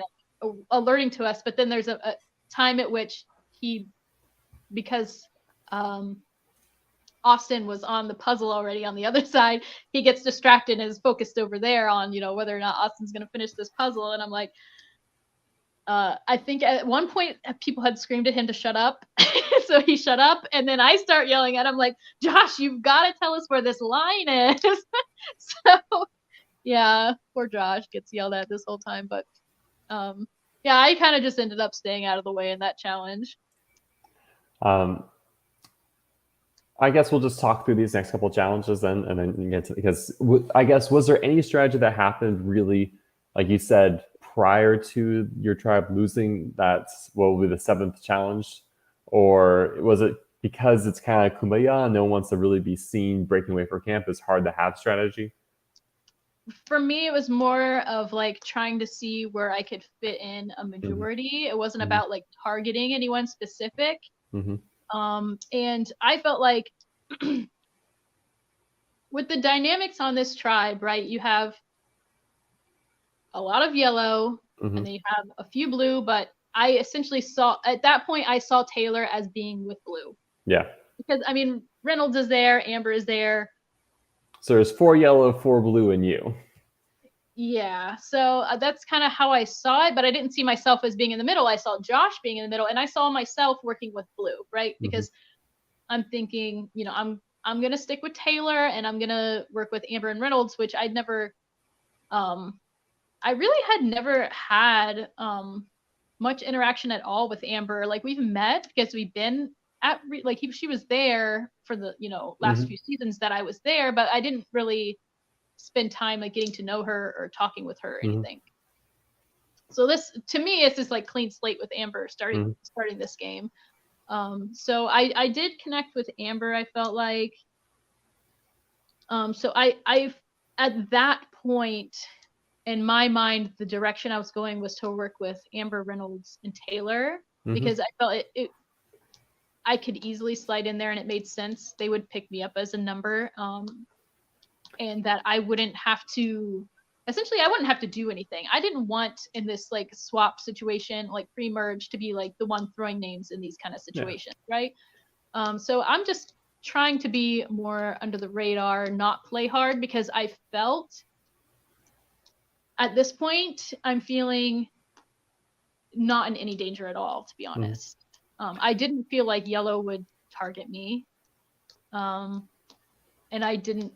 I strongly didn't feel like blue or Taylor would target me. So I really wasn't trying to do much of anything strategically at this point, because I did think that I was in a pretty good position to not be targeted. Were you flirting or interacting with that yellow block very much? Like saying, hey, will I work with you? Maybe like trying to figure things out, or you kind of focus efforts on Josh, Amber, Reynolds? I was most focused on Josh. I feel like I feel like connect with Adam and Carly, but not strategically. I didn't have like strategic talks with them. Adam said something to me at one point about working together, but there were no specifics. There was no like real strategy to it. It was just like, I think it was more of like a, hey, you're cool, I like hanging out with you, you know, we could work together. Because out of, you know, that tribe, I feel like Adam was person that was more strongly drawn towards, just like on a personal level. Like, I enjoyed spending time with him. Who did you want to... I did not talk with Todd at all. I think I like put sunscreen on his back at one point, but I didn't I didn't have really any interaction with him, because I did feel like it was pretty obvious where he was in the game to me. I felt I knew his position pretty well, and that it didn't really serve me to like go that direction. Hindsight, obviously, it would have, but I don't know that we would have been willing to give each other the information that we needed to make those connections. Like, knowing that I was very tight with Sharif and he was very tight with Megan could have easily put us in a place to work together on that swap tribe. Yeah. But I don't know a scenario in which we are forthcoming with that information. Because I would have had no way of knowing he was working with Megan to even bring up Sharif, you know? Who would you want to see go home second from that blue tribe? I'm trying to remember who's on that tribe. So the people left in that tribe are Austin, Megan, Carlos, Tony, Sharif, Skylar, Frank, and Corey. I would say Corey, Skylar, and Tony are all people I Mhm. would have been okay with The seeing. two yellows and Tony. Yeah. Well, Corey goes home that round. You then go to your next immunity challenge. This is the table maze challenge. Mhm. How was this for you? This was good because this was a challenge that I did in my original season. Actually, this is the challenge I went out on in my original season because we ended up losing. Unfinished business. However, I did my part well in the first time I did it, so I knew I could put myself in a place where I would be successful in that challenge. So I did like the grappling hook and like the chicken wire because I mean I have very small hands, so I mean it's very easy for me to do the chicken wire thing. However, the first time it was like a foam, like kind of like a Nerf ball, Mm-hmm. and that was so easy. This time it was like a cue ball, and it was so slippery and heavy that it definitely took longer. But it's like everybody's doing the same ball, Mm-hmm. so Well, your tribe wins. yeah. And this is where I guess Frank is voted out at the next votes. Yeah, let's get into it, right? And so you arrive for your next immunity challenge, and you learn that Frank was the person voted out. Yes. I really, really want to put some perspective on this round because I do feel a bit misunderstood in this whole thing because like I think a lot of people are like, oh yeah, like that's Lydia or whatever, but I think a lot of people are also like, why on earth would you react this way in a game? Like first of all, it's a game, and second of all, you're putting a target on your back. So as far as like unfinished business goes, right? In season 9, I arrive. I know nobody there. Frank is the first person I see. Okay, so I pull up, and I don't know if he just like pulled up at the same time, but we're like at the end of the driveway, and we're both gonna walk in together. And he's the first person I meet, and it was just one of those things where it's like immediately, like I knew there was a connection there. It's like one of those like unspoken, just connections where you just like I'm like, this guy is gonna get me. I just know it. Like he gets me. And so you do those kind of pre-game interviews where they're like, oh, who do you think you want to be on the tribe with? Who would you like to work with? And I'm like, Frank. I want to be with Frank. So I wasn't on tribe with Frank that first game, and then I get sent over there. I give my idol clue and everything, and then I get voted out. So essentially we don't get to play together. Mm-hmm. And then additionally, love you, Frank. Additionally, I make jury, right? And Frank doesn't. So I'm stuck in this. You know how it is in a jury room. It's torturous. They're prod and pre-merge are out there. They're playing minis. They're partying, having a great time, laughing, and you're just like essentially being depressed in a room, like watching them have all this fun. So I was just like, it really it sucked because I didn't get to spend any time with him, and he was like the one person that I was like, really wanting to connect with. And obviously after the game we've become close friends. So after that first game, at the after party when I'm finally allowed to talk to him, he's like, he convinced me very strongly that we would play together again. He was like, you're the fan favorite. He's like, I think Prod really likes me, so he's like, I think I'll get invited back. You'll get invited back for sure. So he's like, essentially, from the time of the after party of season 9 until we get to Reelfoot season 11, this is like something that I'm like dreaming of doing. It's like playing with Frank, right? Because we're like, like you said, BFFs. So it was very important to me. That was a very big part of like my unfinished business on a personal level that, I wanted to play with my friend. So that's kind of where you get that emotion. And also, like I said before, like if anybody watched season 9, I was crying a lot. Like I'm a crier. I'm a Pisces. I can't help it. Like I'm a very emotional person. So I do break down, right? I break down and I'm crying because I haven't eaten. I haven't slept. You know, you're physically exhausted. You're emotionally and mentally exhausted from, you know, all of this, you know, gameplay. And it just this is so sad. You know, you get to the challenge and then they're like they're making us turn around the other direction so that we don't see the other tribe walking up, and they're like, you know, they have this reveal like, oh, getting your first look at the new tribe, you know, whoever voted out at the last tribal council. Well, funny enough, we didn't get to do that this time because as we're the challenge is over behind the house, over by the pond, right? So as we're walking past the front porch, you see him. we see his stuff on the front porch, and I immediately, at that point, just started crying. I was just like, I was like beside myself, so upset. And I just couldn't get it together. Like I said, between like the mental exhaustion and like just the emotion and like it's like these 2 years of like being like, oh, I'll get to play with Frank someday, you know what I mean? And just like, not only am I not going to get to play with him now, but I'm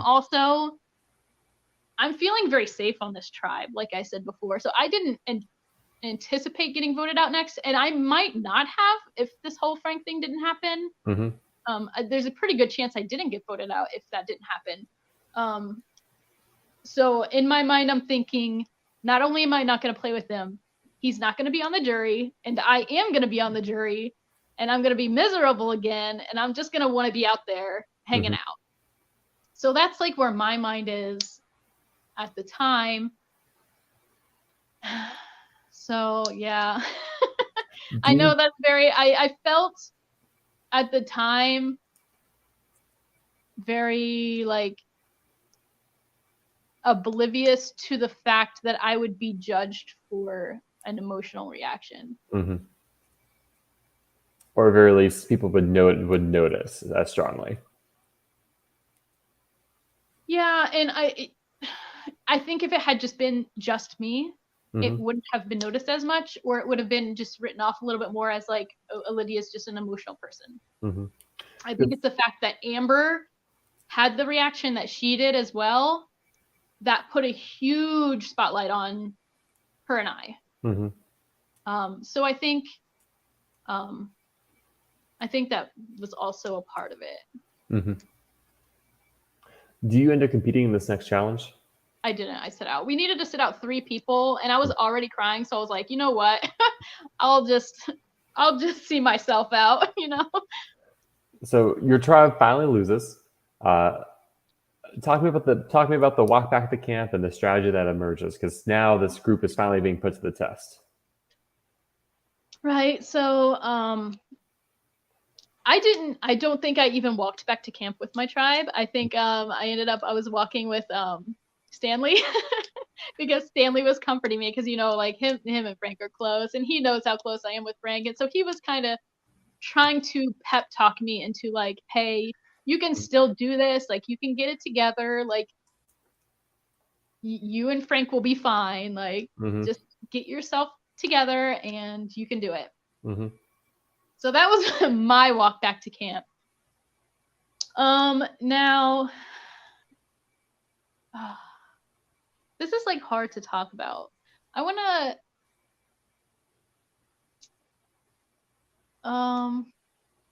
let me see how I want to like say this.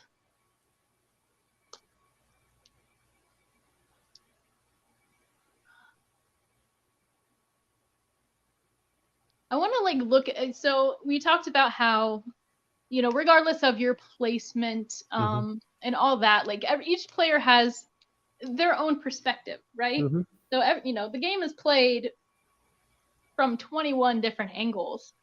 And I want to point out, like looking at my perspective through a lens of like neurodivergency, because I feel like that I try to not let that be a factor in how I play. However, it's like, how much do you hide that and how much are you open about it? Because I'm a person that masks pretty heavily. So like in social situations, it's like kind of essential for me to do that. And I think with this emotional reaction, that kind of like stripped that, right? So now I'm like in a very like raw emotion state, and I'm having a really hard time like gathering myself to like come back from that, right? So I'm just essentially like shut down, right? And I really ultimately see that as like being a big reason why I end up getting the votes this round, right? Because I wasn't able to get it. Like a lot of people came to me and said, "Hey, when you are able to, when you get a chance," people were very understanding that I was emotional. But people were like, when you get a chance, let's talk. And I didn't ever get it together. I didn't rally from that. And I was very overwhelmed that round, just mentally. And I felt like everything that was going on with Amber that round was making it very difficult for me, because she had this plan to essentially use the fact that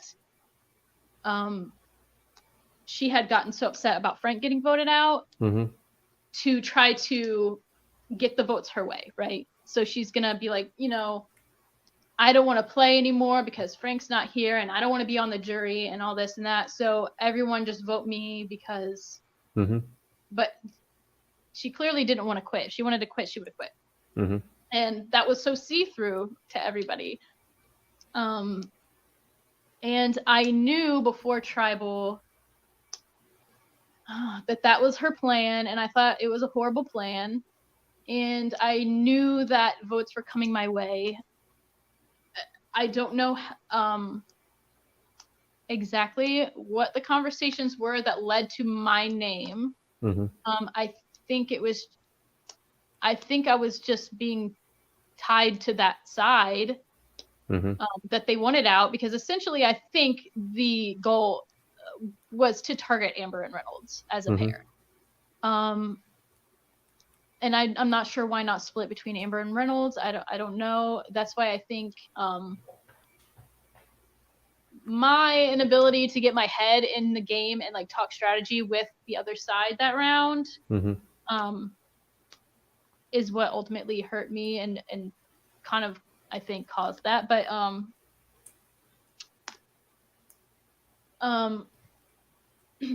Josh did come to me before and let me know that votes were coming my way. So I did know. I wasn't like a blind side or anything. So I knew that was happening.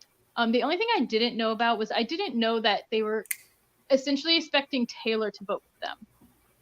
Right? So if I would have known that what their plan was to split, and they thought Taylor was splitting with them, right? So if I would have known that, I would have flipped my vote to Amber. Because to be honest, the only reason I was going to work with Amber in the first place was because I knew she was working with Frank, and now Frank's out. So it doesn't even really, in my mind, I see my game being much more open and having much more longevity without Frank there, right? So, like on a personal level, I was sad I didn't get to play with my friend. On a game level, had my mind been in the game and in the right place at that time, I think that I would have been better off personally in the game without him there. I think I could have done better because I wouldn't have had that target. So it was really, I think this whole round was obviously just like went real downhill real fast for me. Um, Stan after after the I Mm-hmm. was out in the house, he's cracking up and he says, he's like, I just can't believe I just watched you manifest your own vote out because I was just Mm. saying to him, on the way back to camp, I was like, I'm not gonna spend time with Frank at all. I'm not gonna get to see him. I'm gonna be stuck in the jury. And he's like, you literally said all that. And now it's not true. So there you go. I'm like, well, I didn't want to be voted out. I didn't want to quit. I didn't want to give up. But it was very overwhelming for me. Mm-hmm. And essentially I was in a position physically and mentally to not be able to pull it together. Right. And I think you see that in the tribal council, because once we go to tribal council, now it becomes a live tribal, right? Mm-hmm. And I don't move. And that was like kind of a, somebody I think screenshot that, made a little joke about it, how it's a live tribal and I didn't get up. But I was like completely shut down at that point.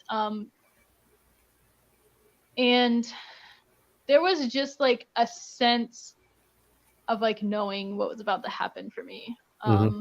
I was trying to come to terms with it before it happened. So when I was sitting there, and nobody is gonna pull me to Mm-hmm. talk, in a live tribal, when they're trying to split on me. So that was very telling. So I know I'm in danger. And I know Amber's not going to play her idol on me, with her and Reynolds in trouble. Mm-hmm. And Reynolds is saying, they're voting me. I just know it. I know they're voting me. You got to play the idol on me. He was so paranoid. And he just kept telling Amber, you got to play it on me. I know it's me. And I was just like, it's not him, but do what you want with your own idol. But the one thing that I will say is they wanted to vote Brent, and I was like, we shouldn't vote Brent. We need to vote Adam. And I believe I said it at least 2 different times, possibly to 2 different people. We should be voting Adam. I might have even Why? said it 3 times. Why Adam over Brent? Because I felt that Brent had an idol, Okay. and I just felt it was more likely that Brent's going to play an idol on himself, and that if we voted Adam, that we would avoid that. Mm-hmm. And then standing outside of tribal, I mean, we're like standing there, torches ready and everything to walk into tribal. Amber, Reynolds, and Taylor and they say us, we're on Brent. And I'm just like, okay. And I think even when I vote, I'm like writing the most like unconfident vote I've ever written. I was just like, I just know this vote is just, not the right vote to be writing. Mm-hmm. But I didn't know what else to do. So I was like, if they're voting Brent, I gotta vote Brent with them. Like, what else am I gonna do? Mm-hmm. I mean, obviously, hindsight, I should have voted Amber, but I also didn't know for sure who she was gonna play her idol on. So if she had played her idol on herself, it wouldn't have mattered anyway. A couple comments from Josh. So one is, you got votes because Taylor didn't want Reynolds getting votes if she was going to go vote with Yellow. Right. So it seems like Taylor helped push the split to be on you, and then and then I definitely think if some of the guys from Yellow didn't think you wanted to quit, it could have been easy for you and him with Yellow to go against Amber, Reynolds, Taylor, or vice versa. Right. Yeah, and I know that. Like I said, I was trying to. There's at that point, there's nothing I could do about that part of it, because I was just in a different state of like being overwhelmed, where I couldn't bring myself out of it in that situation. But yeah, okay, so it makes sense that essentially I'm easier for Taylor to lose than Reynolds, because they're closer. And yeah, I already knew that. I don't know why I didn't think of it like just now, but You knew you were getting votes. Was there a temptation to play your shot in the dark? yeah. So this was something that when after I'm out, right, I'm like sitting. I think I'm sitting on the couch and I'm talking with Parker, and Parker's like, "I just have one question for you." He's like, "Did you ever consider playing your shot in the dark?" And I was like, "You know what? Even in the moment that I was voting, and even sitting in tribal, knowing I'm getting votes, it didn't cross my mind to play it." I don't know if I forgot that it existed or if I just thought that my vote was more needed. I'm not sure what I was thinking about that, but it didn't cross my mind to play it. Well, what's interesting about this vote is this is a complicated vote. Thank you for helping really unpack it. I mean, you vote in the majority. Brent plays his idol, like you were afraid I of. knew he was going to. And it ends up being a 3-2 vote on you, Amber, with you having the majority. All right. And so, like, it is a weird vote because, like, there are worlds where you and Josh work with Yellow and, like, you 3-3 on Amber and Reynolds, something like that. Or, like, you get wind of it and you cast your vote on Amber anyway. So it's 3-3 you versus Amber, and Amber goes in the revote. Yeah. Yeah. There's a lot of different scenarios that could have saved me in this situation. And that's, like, not post game, that's not a fun place to be in. You know what I mean? Like, knowing there's so many different things you could have done. Yeah, and I think this comment for Josh is spot on. That I think what really hit you was the proximity. Had you won this challenge, let's say, like instead of like had you won this challenge or had more time, like I mean, if you had tribal council in 4 hours instead of like 1 hour, or the next I think day, I've been 100% different. Yeah.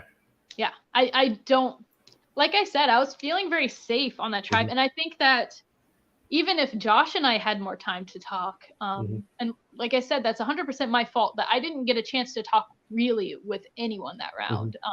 If you go into a tribal council where you didn't talk strategy with anyone that round, like really not good. And that wasn't my strategic gameplay. Like I said, that was an issue I was having. Where I found myself unable to. But I really think that if Josh and I had been more open with each other, that round really goes a lot different. You need to grab something? No, I'm like fixing my plug because I just realized my phone's been plugged in this entire time and the plug was loose from the wall.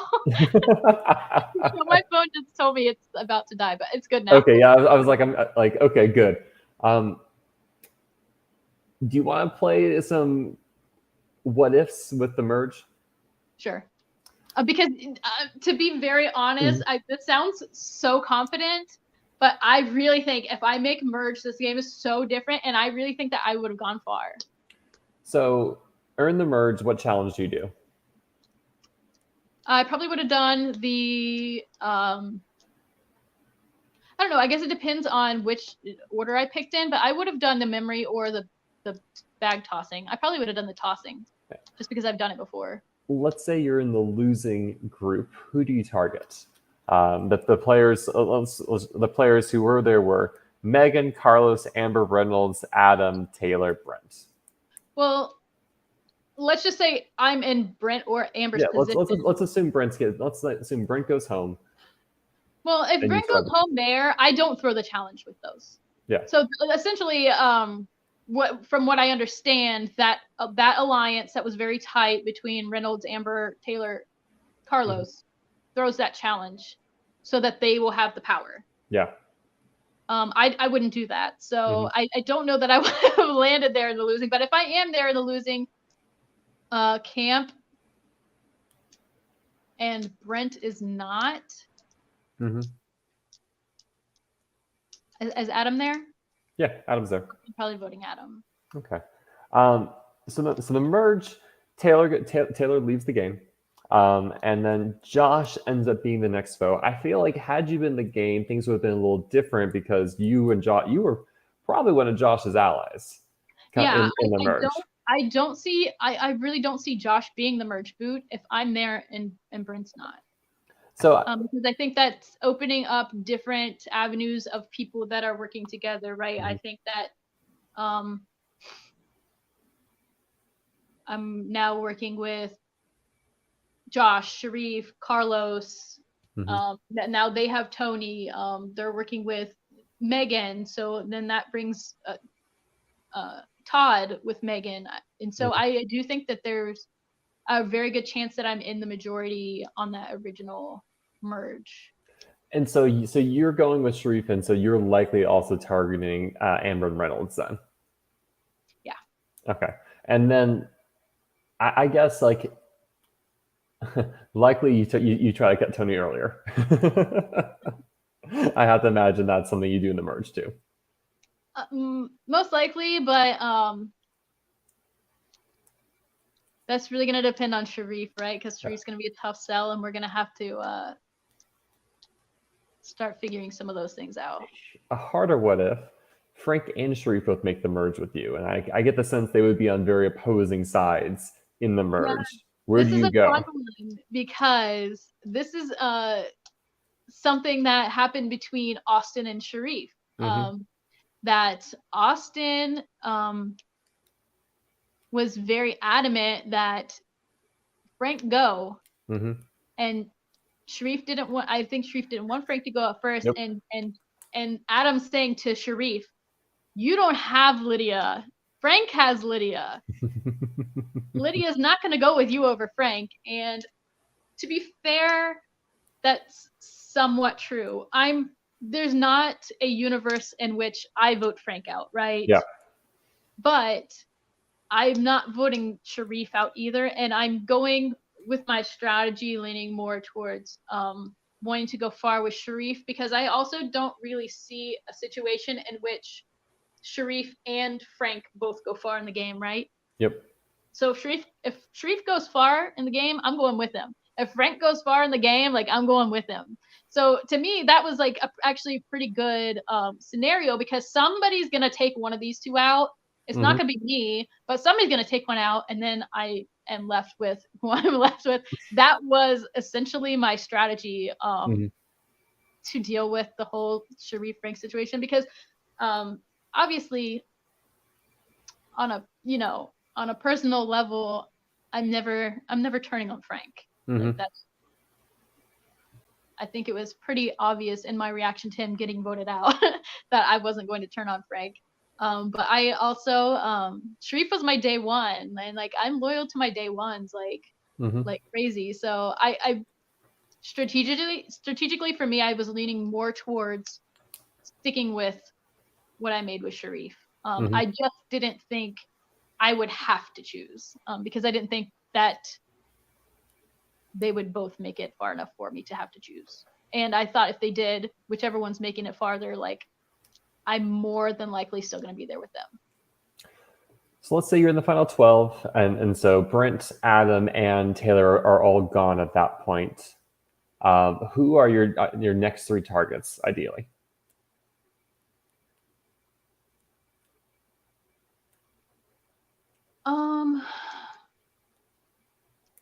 I mean, Amber, Reynolds, Skylar, Tony, maybe Carly are all like probably the people I would least be working with. I would probably not care for Todd to get voted out, but I also wouldn't care for Todd to get to the end, right? Like essentially, in my mind, Todd was the perfect person to keep to the end. Especially because it seems like Todd really had changed his game compared to his first season. Yeah, I don't think his game really got off the ground enough in the first season for me to like know for sure, but I just think that his game is predictable. Like he is that like loyal guy that when he gives you his word, he means it. So whether or not he's given you his word doesn't matter, because you know where he stands. So that's not that's not a dangerous player to me, because it's more dangerous to me if I don't know where you stand. And I think that like had I been there, I really don't think Carlos gets away with doing what he was doing as long as he did. Because to me, gosh, that's so obvious, but like, to people who don't know the dynamics of that group as well, it wasn't as obvious, but I'm like, of course Carlos is telling Amber and Reynolds and Taylor what he's doing, what other people are doing. And are there any other what if things you thought about the merge had you been there?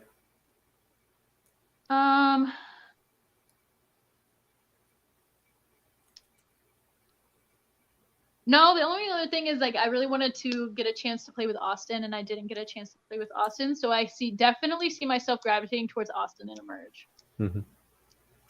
How was your post game?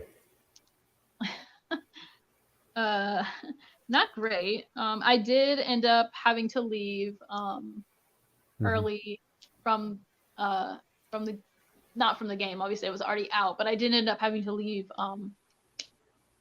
before the game ended due to my dad's health. He was in the hospital, and I needed to kind of rush home. So I kind of had to shift my focus onto like obviously personal family things at that time. So that was very difficult not to get that time to process and kind of like that kind of debriefing time you get with everyone after the game and the after party and like, saying goodbye to everyone. I didn't even get to say goodbye to hardly anyone because I rushed out. I got a phone call and left. So that was very difficult to deal with. And I, like I said before, I wasn't even going to do a deep dive because I was feeling very strongly feelings of irrelevance post game. So I don't necessarily think that's true. Although, I mean, I feel like I was very much like collateral damage on that swap tribe, and that everybody was just like, oh, it didn't really affect my game that much for Lydia to go. So that was kind of like, oh, that kind of sucks to hear. Well, I think definitely, like you said, when you look at your swap tribe, a lot of the players you are much more connected or tighter with are on the other tribe. And had let's say, I don't know, what's a player from your virtual tribe? Let's say you and Tony swap places, right? Suddenly you're a very good spot working with Sharif, like and helping make the moves there. Yeah, that would have been very different. I don't want to say I was like swap screwed, because I don't necessarily think I was swap screwed, but circumstances did not. You got sucker punched, and that did not help you. Yeah, and that's it is what it is. People are like, you shouldn't, it's just like, I don't know.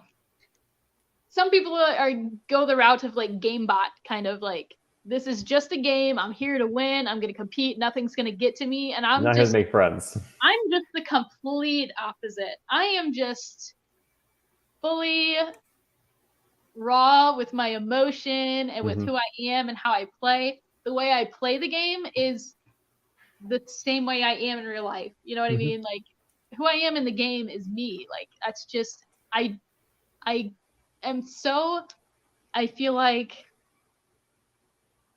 sometimes very obvious with my alliances because I don't have that thing in me to go to the other side and like fake work with them and lie to them and like lie to people's face. I just don't have that ability really, or the desire to do that. I just am like so myself, and like this is like who I am. So the fact that I like break down and cry over my friend in the game, like that's not separate from real life to me. Like that is my life. So I just can't separate the two like that. So do you feel like over the past month, because it's been a month and change since Reelfoot's wrapped up at this point, do you feel like you've had some processing of the game? I mean, I'm really grateful you're doing this with me, and hopefully this is contributing for it. Yeah, this definitely helps, and I have been I've been able to talk a lot through with I've talked a lot through with Sharif. I've talked a lot with Josh. Talking with Josh helped a lot for me to kind of understand like what happened there. You know what I mean? I knew what happened essentially, but I feel in a better place. And as far as like going out when I did, I felt at the time, I felt it coming. I very much accepted it. I said, this is, you know, this is what's meant to happen right now. If it wasn't meant to happen right now, like it wouldn't be happening. So I thought there's something else for me, you know what I mean? So I I got my time to hang out with my friend, and we I was, attached at the hip the rest of the time I was there, and just soaking it in. So Frank got to see a UFO that night that I got voted out. That was like a big thing, so it all, it all got kind of came together and worked out, I think, for me. I got to spend a lot of time with more time with Taylor. I got to spend a lot of time with Stanley. Got to hang out with Storm. Storm is one of my best friends. He was on production, so I think that time with those people that I care about was like so valuable. And I, regardless of how I feel about wanting to be in the game and like trying to win a game, because obviously every game I play, I want to win.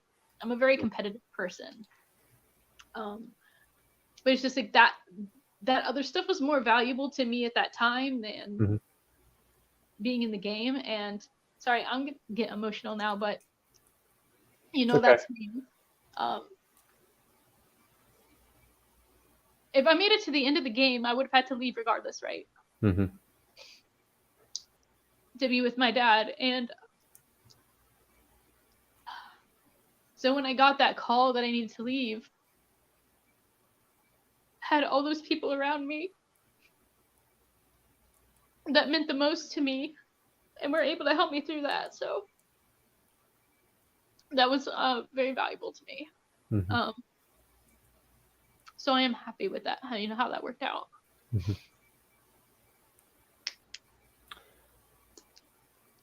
We talked a lot about the theme of the season, but it feels like you're still leaving this game with unfinished business. Do you feel that way? Weirdly, I don't. Okay. That's even better. I think like one of the things I wanted to do was to not play from the bottom, and I feel like I don't feel like I ever really was. And being idled out is not so bad. Like I still feel like I was still kind of, I was in the majority still. So I feel like that was one thing. And then, just strangely, like how I talked about, like in my season 9, the ending was like miserable for me. To be in that jury was just like torture for me, and to not have to do that, I feel like my unfinished business was always being able to have that time post game to be around the people that I wanted to be around and having fun and being free and not locked down. I got to watch the rest of the game play out rather than staring at a wall. So that almost in a way is like unfinished business for me. To be that sounds so stupid. To be a pre-merge boot was my unfinished business, because I was just dying to be one last time.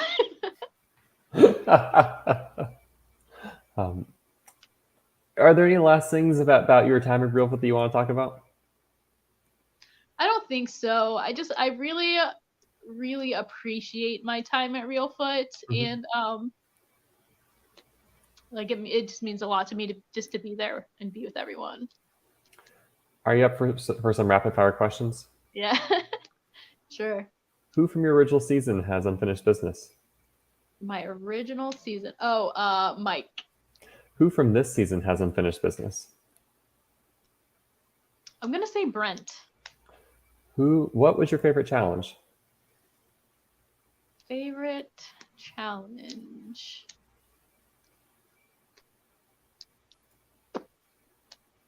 Even though,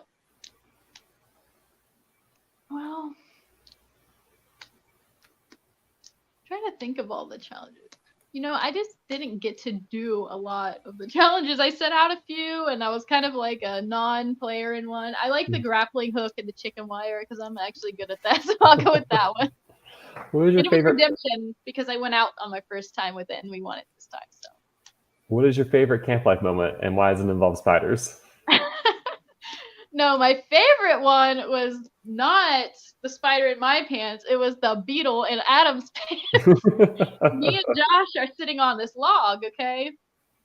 And then Adam's laying kind of in front of the log, and it's rotted. There's like bugs in it and stuff. We see this big, big black beetle with the big pincher face, right? Crawl out of this log, and we said something about it. I don't know that we necessarily specifically alerted Adam to it, but we did mention the bug, right? And it's not really in close proximity to Adam at this point that we see it.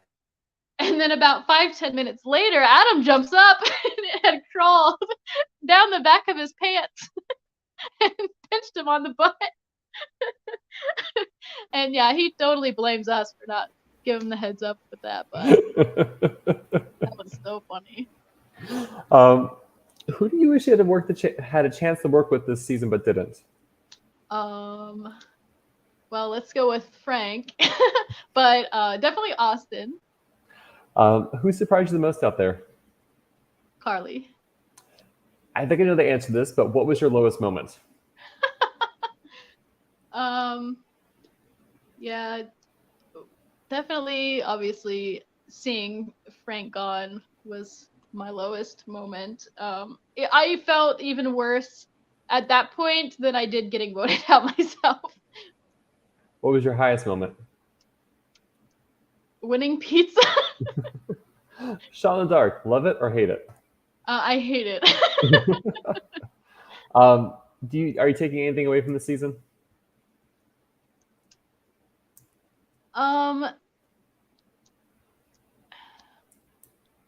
Hard to explain. More of a sense of accepting things that I wouldn't necessarily choose for myself.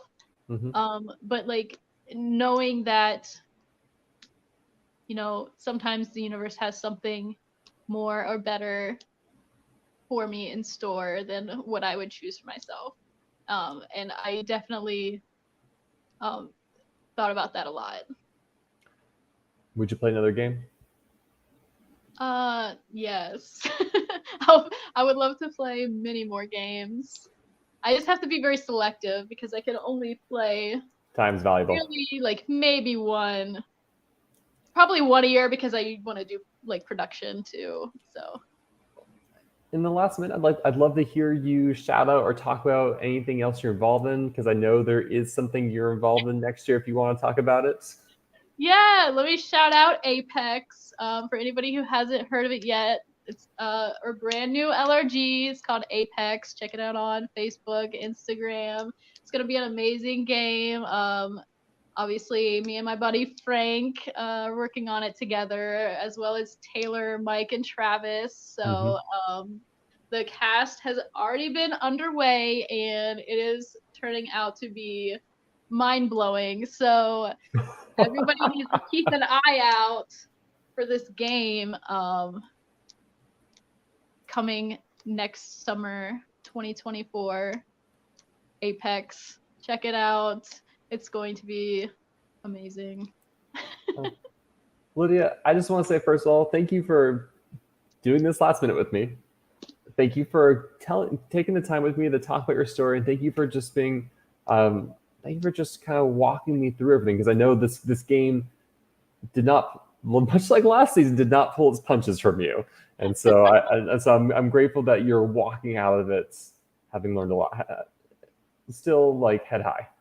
Yes, I feel I had a very positive experience despite some lows. Ultimately, a very positive experience for me, and I appreciate like all the new people I got to meet, the new friends I made, and people that I was able to get closer with. More than anything in these games, I appreciate the genuine connections in the community that's created.